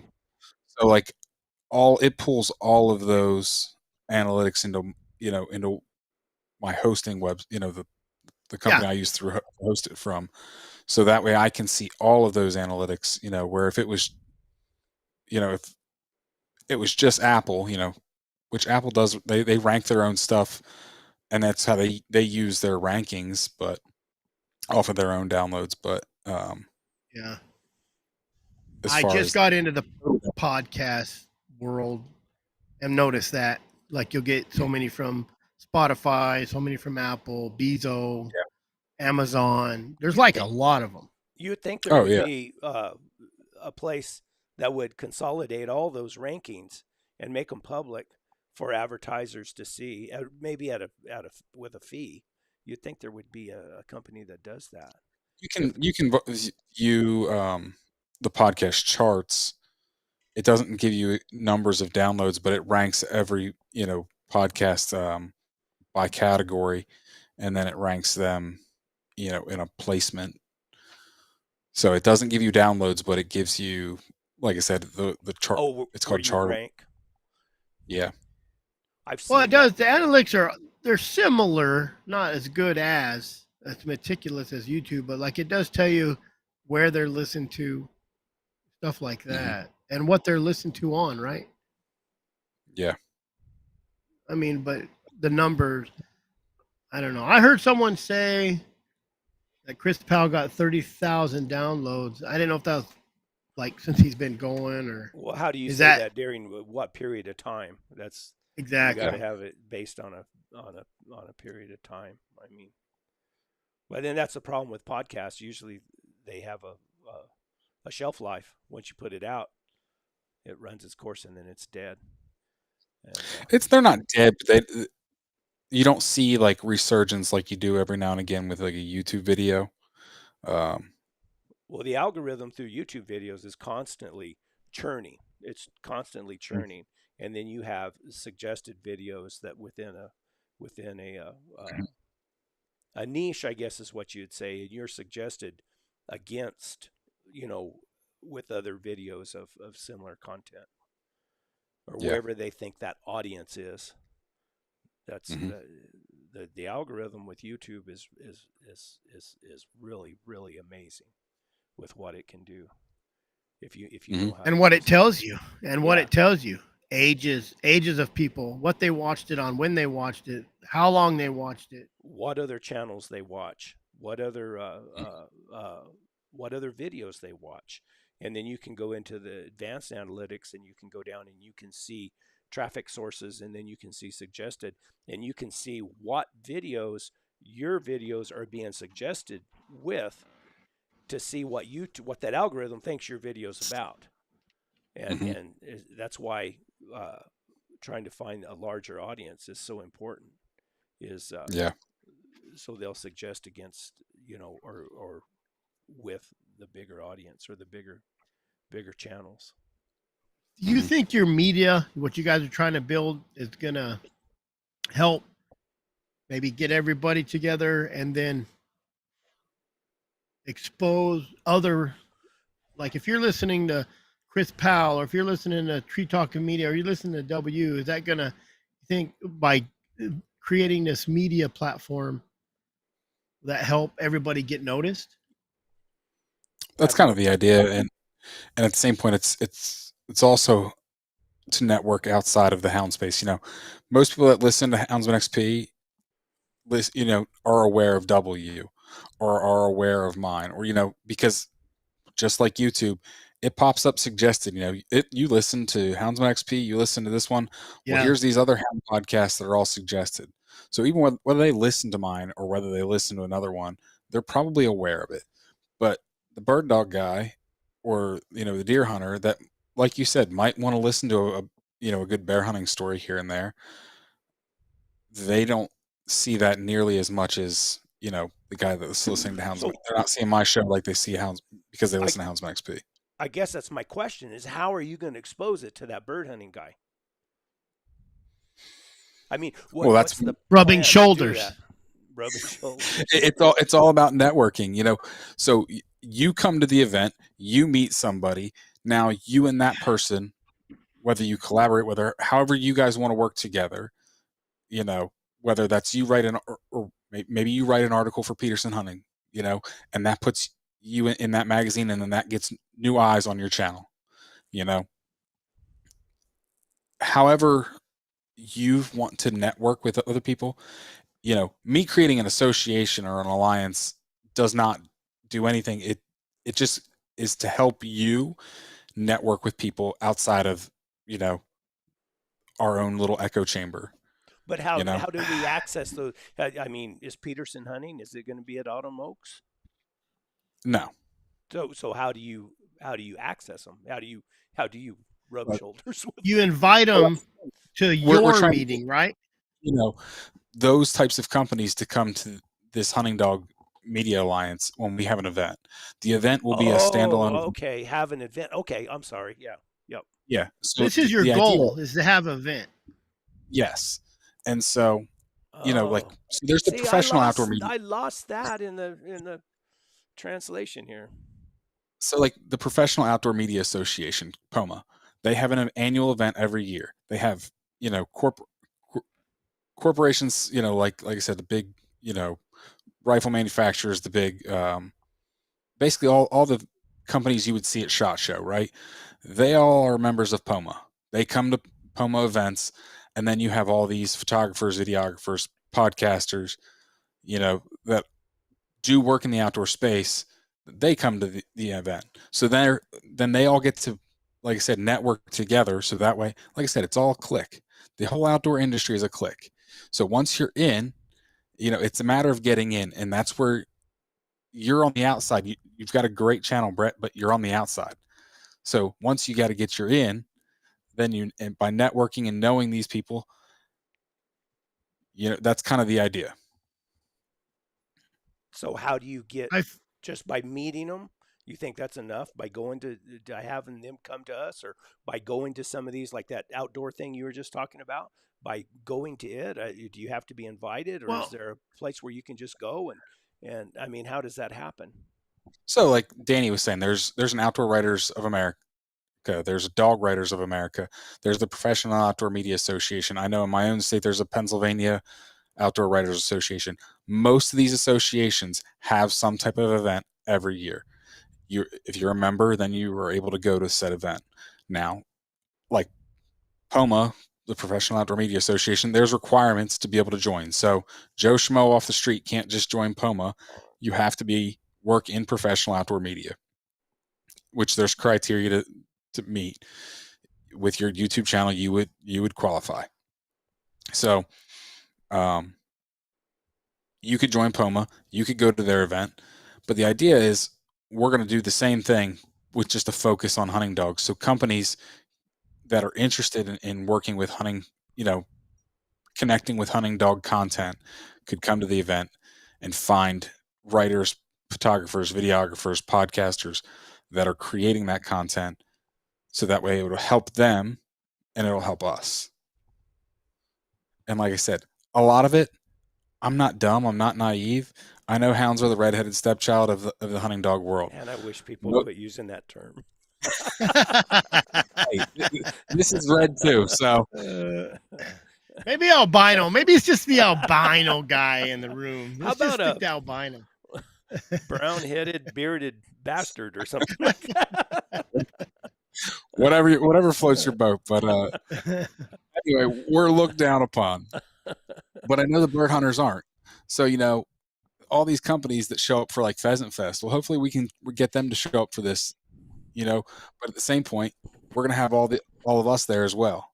So I think to compare networking to houndsmen is like saying taking an anti-hunter to chase a lion, because networking is a very, very weak subject point to any houndsman. Networking is, the drama. At Autumn Oaks, I'm sure there's drama. Any lion hunting out here in the middle of nowhere is drama. Houndsmen aren't the best networkers. Well, like we see a dog truck going down that road, we're going to take another road and try to cut the track before that guy does. So networking is a bad word. I think it's just we shy away from networking, especially lion hunters. Bear hunters are groupie. You know what I mean? Like I'll go bear hunting, take a couple guys. I hate it. You got 2-3 trucks behind you. It's annoying. But when it comes to lion hunting, there's nobody behind. But on the flip side, without you taking people, without you educating people, how's anybody supposed to know? That's the whole point. Is we need to tell our story. We need to know how to tell our story, and we need the audience. Because, like I said, telling it in full cry is great. I'll read it. You write an article for full cry. Guess what? I'm going to enjoy it. But that doesn't tell the suburban mom, sitting in the dentist office, and there's a Field and Stream magazine sitting there, and she picks it up because it's the only thing sitting there, and she's flipping through it, and and you have a really well written, well constructed, good photos, in that article. So that's where we want to be, and that's kind of the goal of this hunting dog media alliance, is that we can get our stories told in major publications. We can get our stories told on hunting, major hunting platforms, whether that's YouTube, whether that's TV shows, whether that's podcasts. We are trying to get our stories told in those places that we can hopefully reach more people with a message that we we're not a bunch of just yahoos out here that are shooting everything, that are, running down cubs and killing sows and leaving cubs, and everything that the anti-hunters tell about us, and that's wrong. That to do that, you have to be like very, very intricate on how you tell a story. You're not just chasing this lion, you're chasing this lion and you kill this lion, but you have to have that part of the story where the minute details are this lion killed 15 deers and 2 fawns and cuddly little, like, you have to have that story How about coincide with the story how about to not just make it look like we're killing. how about not just showing you kill the lion? How about just showing the lion in the tree? What about that? Yeah. Yeah. No, and that's what we need. We need to, those stories told. You know, how Bart George, hazed lions with good results. How many Uh-huh. people know that his whole study went on, and that actually chasing lions with hounds Is that the made guy them that had the more. speakers? Yes. Yeah. Yep. Like, how many people know that story? How many people know that hazing lions with hounds? Because the way the anti-hunters are going to spin that is, oh, you're out there chasing these scared lions. Yeah. Well, actually, hazing those lions made them fearful of humans, which makes human lion conflicts, go down. Which brings up So, the whole pursuit season. yeah. So, Well, yeah, and that's in a absolutely. state where it's not. I know where bears are hunted with hounds. I mean, I lived in the middle of nowhere up there on North Percha Creek. At that time I treed bears all around my property, and I mean down the creek, up the creek. I never had a bear get in my trash can one time Mhm. in that area. Never, because half the time I had hounds right there, and they just Yeah. didn't come into the yard. Those bears up there, I mean, they've been hunted. Well, they're not hunted a lot, but they're wild. I They mean, know better. yeah, they're not. They've not Yeah. been. What do you call it when they get used to people? What do you call Yeah. that? I think you guys have a pretty good idea of what you want to do. I guess you just got to get it done now and get everybody on board. That's the goal. Like I said, this is in its infancy. Literally, we just launched the website and Facebook page Friday. So, Oh wow. this is an idea that we've had for maybe a couple of weeks, but it's not been a something. When Well, you've Danny and had it Jason, for a year. they, Didn't you have a meeting last so, year, kind of we, throw together yeah, a little? that was kind of just that we did a podcast last year, and then me and Jason were talking about doing something similar this year, and that's where all this kind of spawned from. But between then and now, we've not talked about it in depth by any means. So it's all been within the last, I don't know, 3 weeks, maybe a month, that this is all kind of went from, we should do this, have an event, to, oh, we should have this, media alliance, to, it's official now. So we've got a board where we need to get the whole board together so we can create bylaws and actually get a lot of the framework in place. We have some rough ideas, but actually get all that in place, and that way we can start taking memberships, and we can start working on events and how we can do this. So Keep us up to date. we'll do. Ben, You got a thanks for coming podcast? by. Let us Yeah, I know. got a For an hour. podcast to edit. Thanks for coming by for an hour, Ben. Tree talking. Brett, you media. might like the one tomorrow. It's hog hunting off of mules. Cool. Who's on that? You don't got Cody Hess on there, do you? Yep, it's Cody Hess. That son of a... He's been blowing me off. That's why he didn't come on our show last week. That's funny. Now I'm Didn't going to know find that. somebody else. Who's his nemesis? Bringing him on.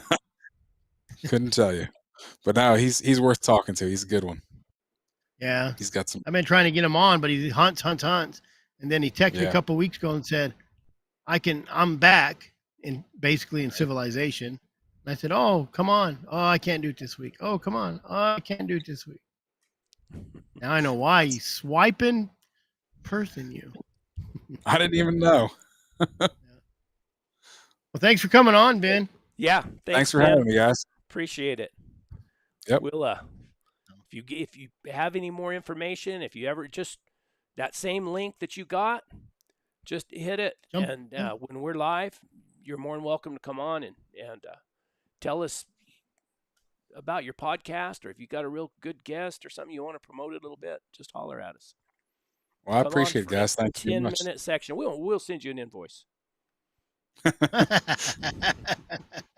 Sounds good. Just a little one. All right, sounds good. Thank you. Thanks, Yep. Ben. See ya. See ya. Bueno pues, guys. Man, it's been interesting to say the least. Sorry about the. There was no stories here, which is why there's only 60 people on. But Well, it's kind of nobody- important. It's kind of important stuff, and the people that are here are pretty normal people that come all the time, and we appreciate that, of course. We tried to get Dylan on. He's probably mad at us, but sometimes you just can't quit talking. You keep going. But anyways, we got the Hound Rendezvous coming up pretty quick. August 24th. Go to pickandshoveloutfitters.com if you want to eat some dinner. If not, just come on out. Bring your own steak. Bring your own cup of noodle, whatever. Just come out and hang out with us. Yeah, Calvin's right. It needs to be talked about. It all needs to be talked about. And I appreciate you guys that stayed here. Yeah, thank you guys. I mean, Now we know it's not just our good looks that keep you here. It's I always boring thought it topics. was my good looks. That's what I thought. But Benny left and we only got 50 people. Maybe Benny's the good looking one. I'm telling you, if Benny's gone, we don't get people just leave. They said this is not. Mm-hmm. We don't get to look up Benny's nose. Nope. What else we got going on? There got to be something else. Don't And know. I wanted to talk. There's a in Wyoming. What are Wisconsin, or I think it's Wisconsin. One of the BHA, which is probably Hound Association, is giving away kind of like 4 mentorships, I guess. They're taking 4 people. If you want to learn about hounds, you don't have to have hounds. You don't have to have a tag hunt license. Just go along with them if you feel you're interested. That's a good idea. All you people out there that have a hound association or anything, your clubs and hound association, your big coon clubs, they should do that same thing. Give away 5 slots, get 5 people out of your organization and say, you guys want to take somebody out 2 or 3 times to see if they're even interested in it. And that's how you get people interested. Give it away. Hey, I got a couple guys here that's going to take some people. You got to join the Hound Association or whatever club you're in. There's your membership, and let them tag along. Not losing nothing. You got at least a membership, and they might be a lifelong member later on. SaveTheHuntColorado.com. I had 188,000 votes. I guess cats turned in. But I don't know how many of those are going to be good votes.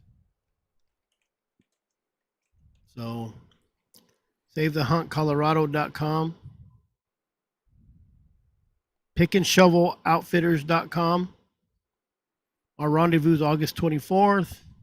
I'll be on Wednesday talking about something. Probably not with Cody Hess because he gave us up.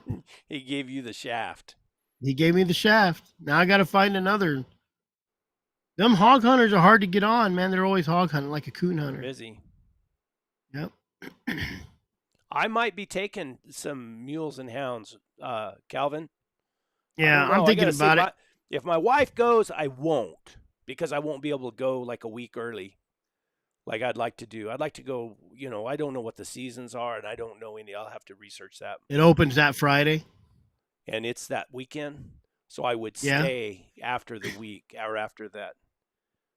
So, yeah, I wouldn't mind doing that, but I got to see what else going on. Rowdy, you're late.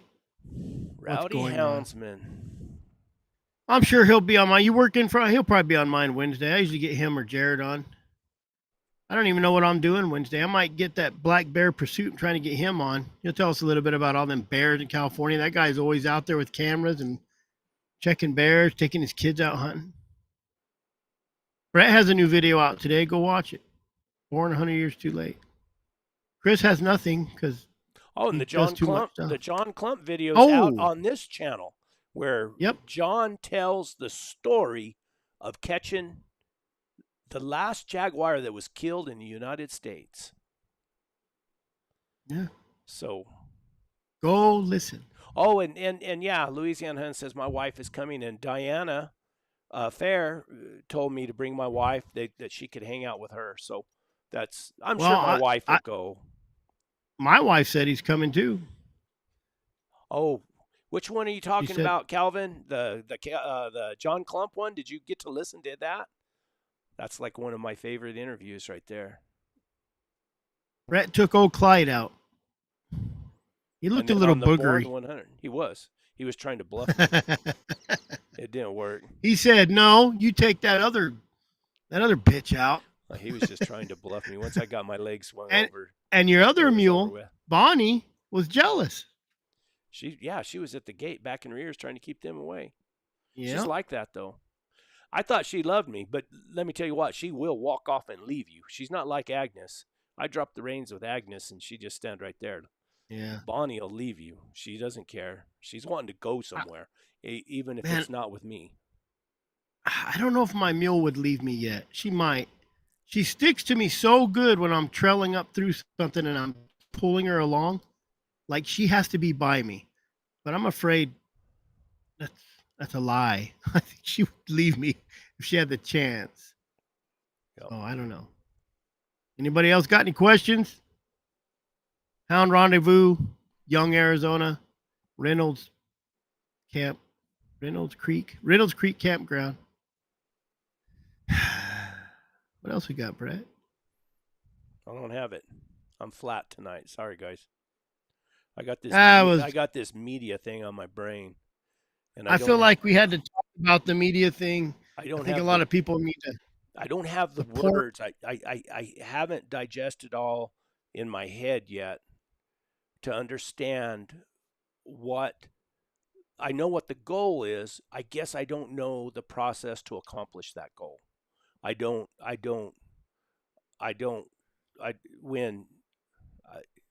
It's not something I need to talk about out loud. I'll talk to you, Chris, after a while. I just got back on. That lion was quiet. Quite the coincidence. What lion was quiet? You can't be using them big old words like coincidence around us. We see the wheels turning. Everybody needs to be involved. I think if you guys can support some sort of media, I think they should support just everybody. Watching, views. I think support the Houndsman XP podcast. Support Tree Talking Media. Bear Saragusa with what he does. W Hunting Supply. Chris, me. I think we need to support everybody. But I want to see now. Let me tell you something. If I was providing podcast content, and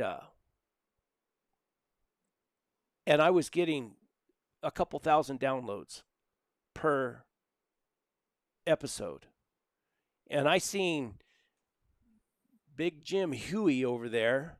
He has a podcast, and he's getting 20,000 downloads. I would be over there knocking on his door saying, "Hey, Mr. Jim, tell me how you do it. Tell me how you're doing it." But we don't know what anybody else is getting. We don't know if they're doing better than us. And we don't know who. The only thing I got to go by is what I see on YouTube. And what I see on YouTube, nobody does as good as Chris and I do. And that's just a fact. And we started our own. I got Free Casting Network and I got the Chris Watson Project. Chris Watson Project is going to be my PI stuff and hounds, just a bunch of podcasts. But we are putting ours on. If you just go look up the Chris Watson Project on Spotify, any of those. I download on as many as I can. Apple, and then I'll get some of these that we're doing and put them on there as well. So a lot of people go back and rewatch these. I hear it a lot. Let me address Adam here. Adam, my dogs are just some old-fashioned bred dogs that I made a magic cross a long time ago, and I got those puppies, and I'm not going to drop names, but I got those puppies and those dogs to hard young guys who hunted really hard and ended up being really, really good lion hunters. And they made the best out of those dogs. They've done a lot better than I ever did. And Well, they're out there every day. They're out there. They make their living with the dogs. And I don't care if you're a bear hunter. I don't care if you're chasing rats with little schnauzers. If you go out and chase rats with little schnauzers once a week or once a month, they're not going to be as good as the guy who goes out every day. Period. Benny got me a dog named Jazz, which goes back to his stuff, and then Larry Hendricks' stuff. And then I ended up with a dog named Lily that went back to Van Johnson's old blue dog, and out of some other stuff that was really good. And then I had a dog named Susie that went back to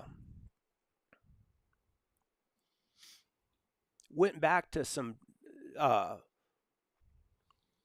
I guess it was Terrell Shelley, and probably back at some point to the Lee brothers. And but she was an outstanding hound.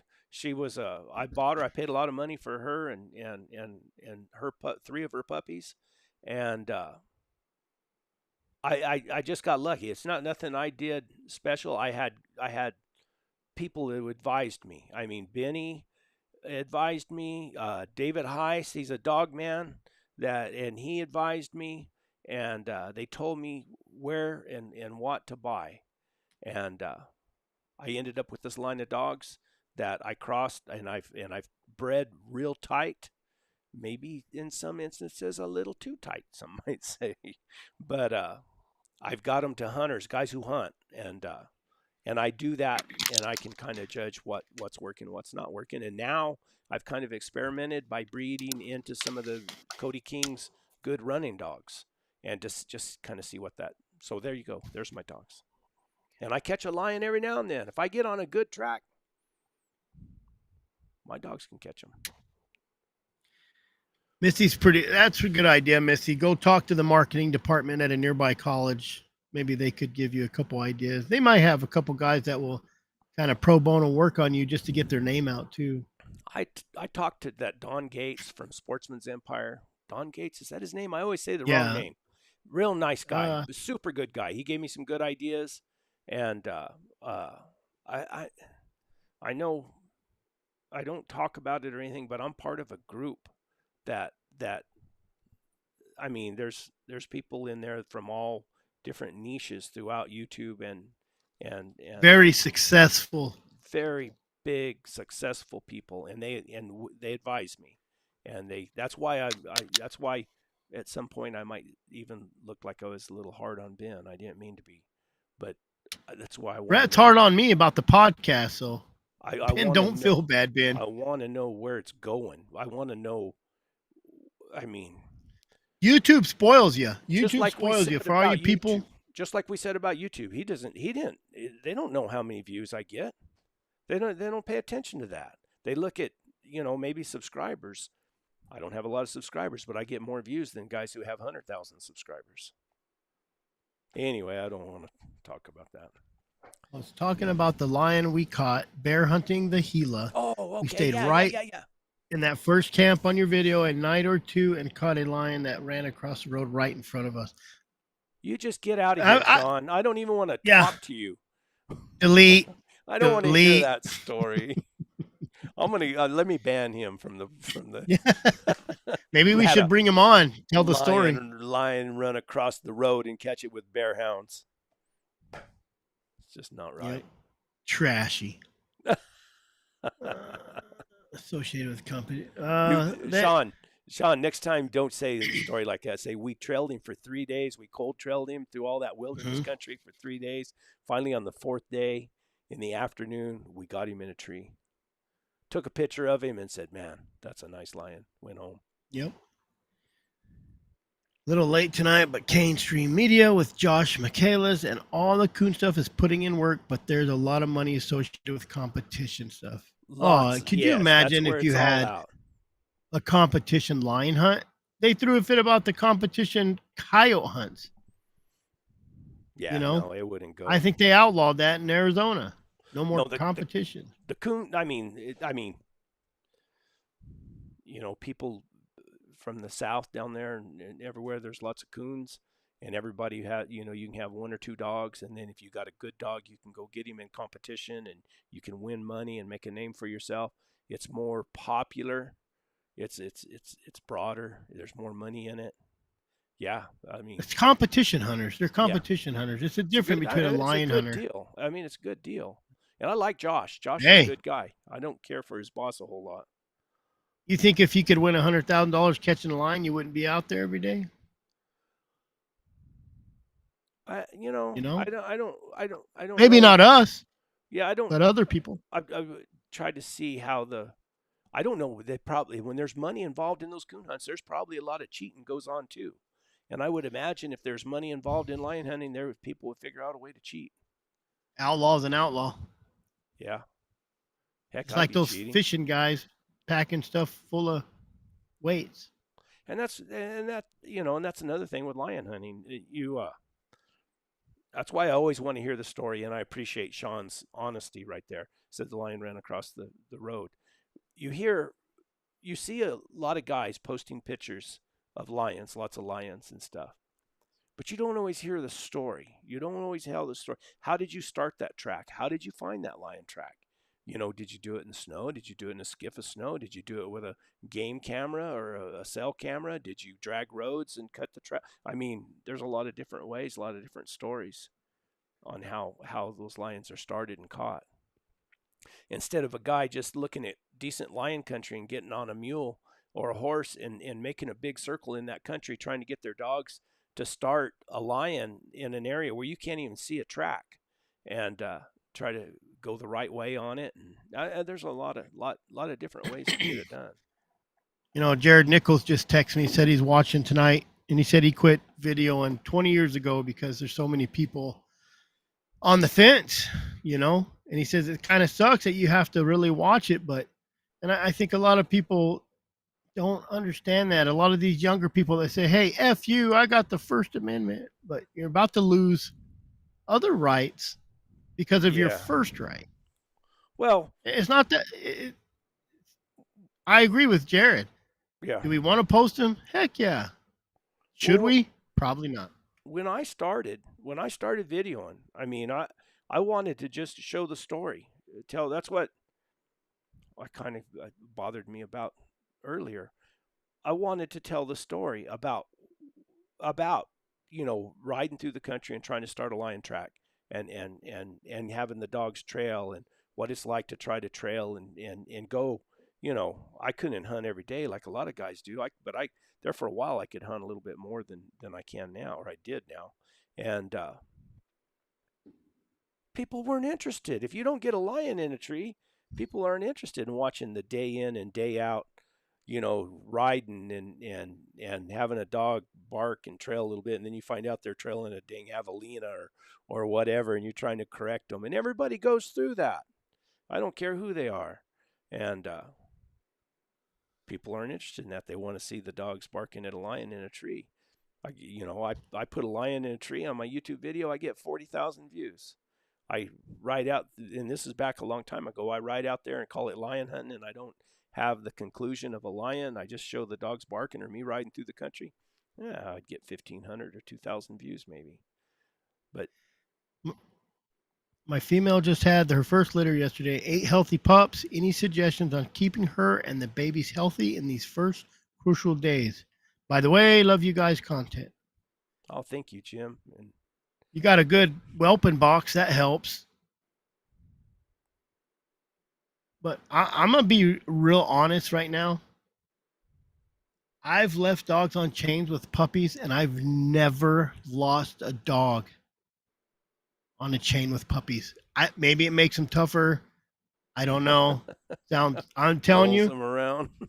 I've never lost a puppy. I've had I've had them lay on them, you know. Yeah. So if you have a good whelping box, maybe have some 2x6s on the side. So when she lays down, it pushes them under and don't get them crushed. I've seen that. Give them their shots probably at 4 weeks. I was told by, I call her Naughty Nina, our vet. So she said 4 weeks. She said give your bitch while she's pregnant a shot, and then 4 weeks, 8 weeks, 12 weeks, 16 weeks. They're supposed to lose their mother's antibodies by 16 weeks, but that's a lot of shots.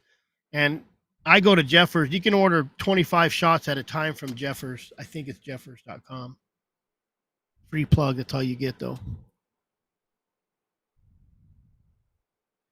We've had a lot of hours doing that meal too, Brett. I haven't had much success yet personally, but I do enjoy them most.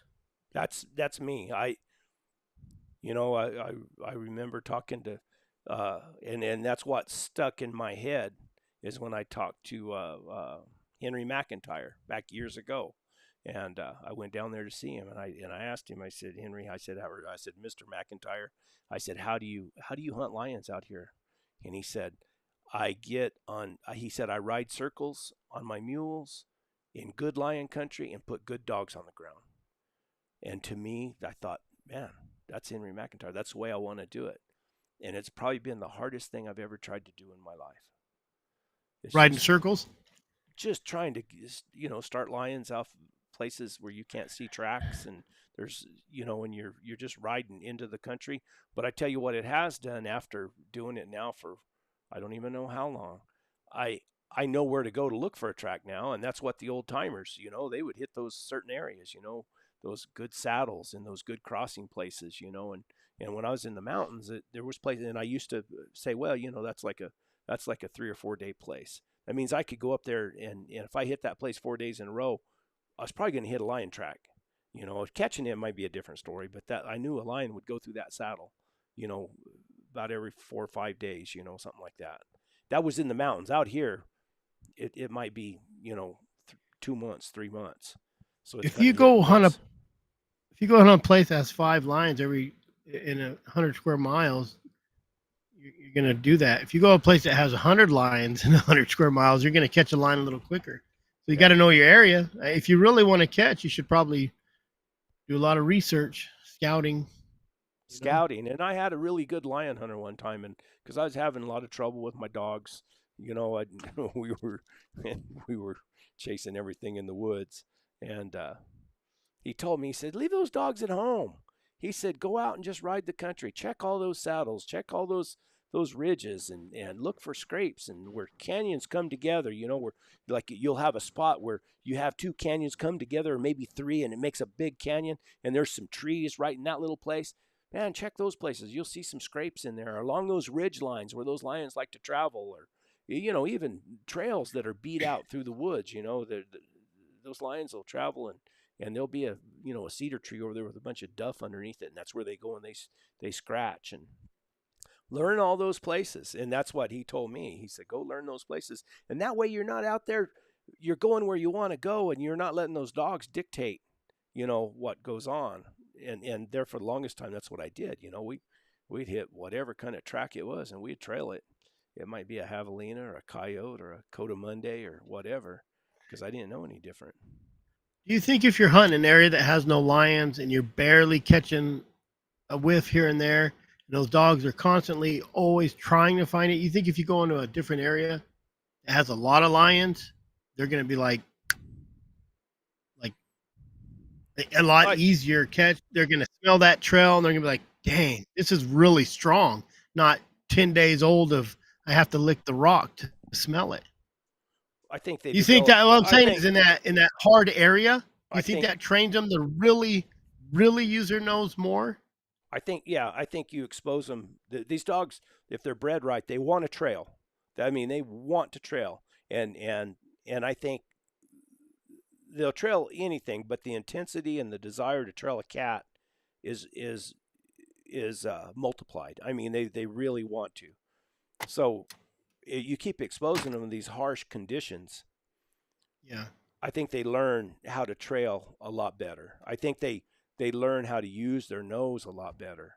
And I don't know, and I've had this suspicion for a while now. Maybe you keep trailing in these tough conditions and you don't get many lions caught. Maybe after a while they're pretty happy just trailing. You know what I mean? And because I've been down here in this desert, 6 years now, 7 years, something like that.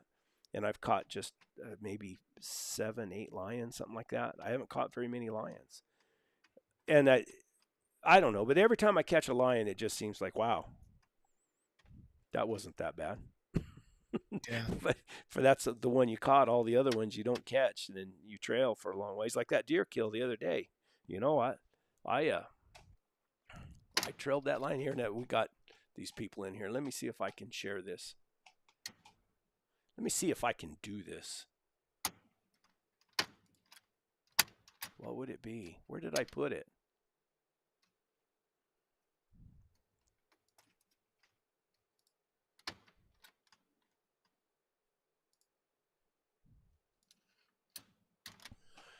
This was just like a video. This is some videos I made. I don't know. I haven't even reviewed them. It was just me talking to the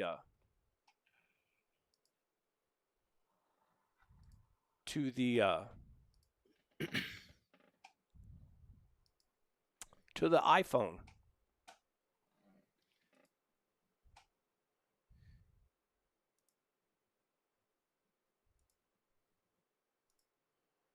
I don't even know which one this is. See that lion?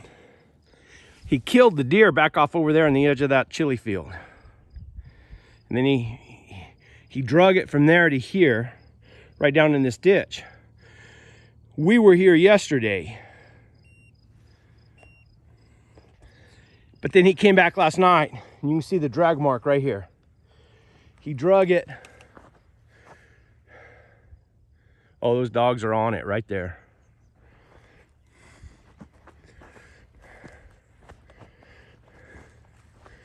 Drug it right through here. I'm sure they are. Yep, right there. Oh man, came back and cleaned it up.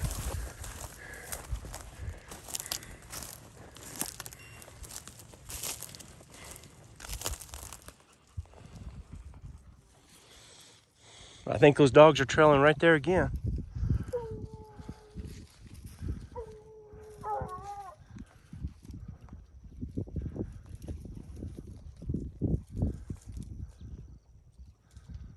Maybe. I think that's the same place we went last time though. I don't know.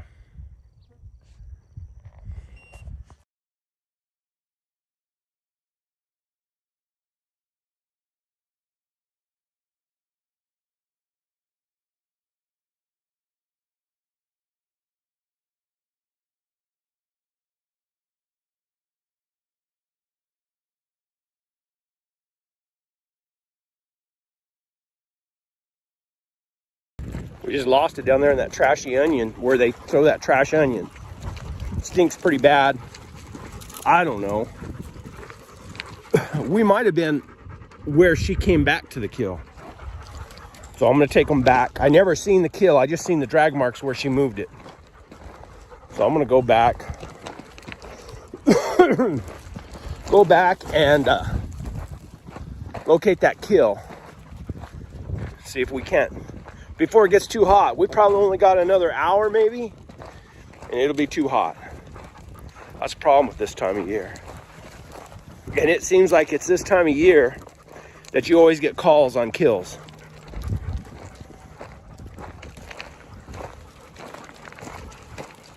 Still fun.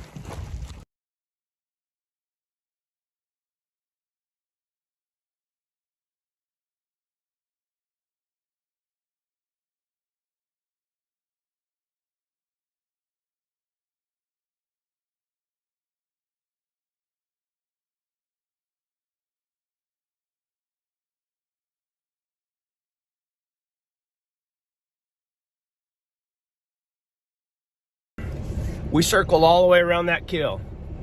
This morning we trailed out that way and then had a bad lose where they throw those trash onions. Like I said earlier, it stunk there. I mean, the smell of those onions was burning my nose. But I never found a track, and the way the dogs acted, I thought, well, maybe that's the way the lion came back to the kill last night, and they just went out the wrong way this morning. I don't know. So I come back.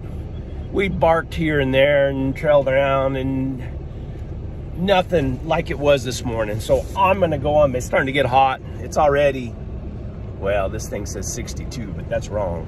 It's about 75. So I'm gonna go back over here where we started, or no, where we ended.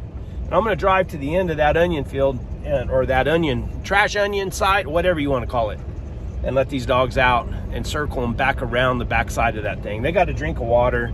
They're irrigating. That's chili right there. There is a ton of game in here. These deer and everything come right out of these hills and get down in these farm fields. And they can make a pretty good living, I guess, eating chili and alfalfa, and there's onions, there's corn, a little bit of everything. I guess I should put my seatbelt on. It's beeping at me. Oh, well, I thought I do have a video somewhere of them trailing that lion. I could pull that up and try to complete the story.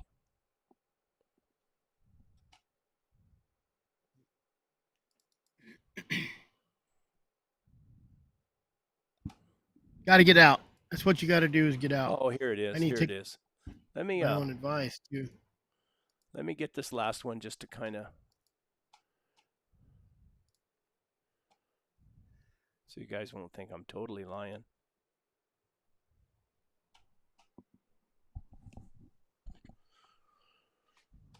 Terrible time of year, though, to try to catch a lion in this country down here.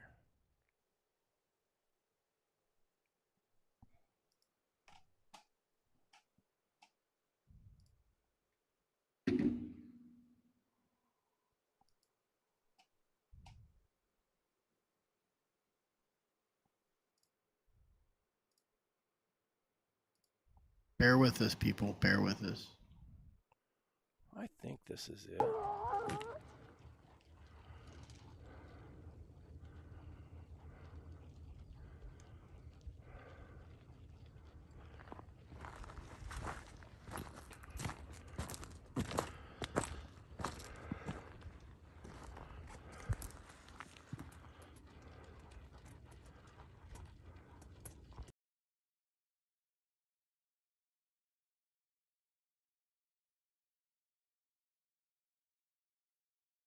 On this channel, if people like that kind of stuff, I've got a lot of video I can share, and I got even. They'll watch it. I think they'll watch it. I got some of the dogs. I mean, some better video. I can share that on this channel. So maybe we can do like that. Maybe you do that too, Chris. Film some of your stuff, some clips like that, and then we can share it on these Monday night deals. Yeah, that would be a good way to do it, because then we can kind of do a commentary, and at least people can see how the dogs trail and how dumb I am when I make mistakes. How we chase jackrabbits and coyotes. Well, yeah. Story's a story. Story's a story. It all happens. But anyway. All right. Yep. Guys, give us a thumbs up if you like if you'd like us to share those little videos on here. Let us know. We're trying to figure out what works best. I mean, it's hard to get a lot of we'd like to interview interesting people. Honestly, that's what I like to do. But some of those interesting people don't like to be interviewed. Yeah. Or they don't make the time to do it. Or they go to someone else. Show him my rod bump. What in the heck is he talking about? Road bump. Thought you were getting personal there with us. I know. Dang. He was on my live catching stuff. It's a shame when you got a rod bump. Yep. Hey, maybe a shame for you, not for her. I don't know. Oh no. It's time I think we get need to off go. of here. Yeah. Thanks for sticking with us, guys. Guys, thanks for watching. Appreciate it. I know it wasn't as interesting tonight as sometimes, but yep. It was a flat night. Can't help it. So All right, guys. Anecdote of a houndsman at outlook.com and Brett at born100yearstolate.com. Yeah. If Email. you have any Email me. ideas, Send me an email. All right, guys. Thank you. have a good night. Good night.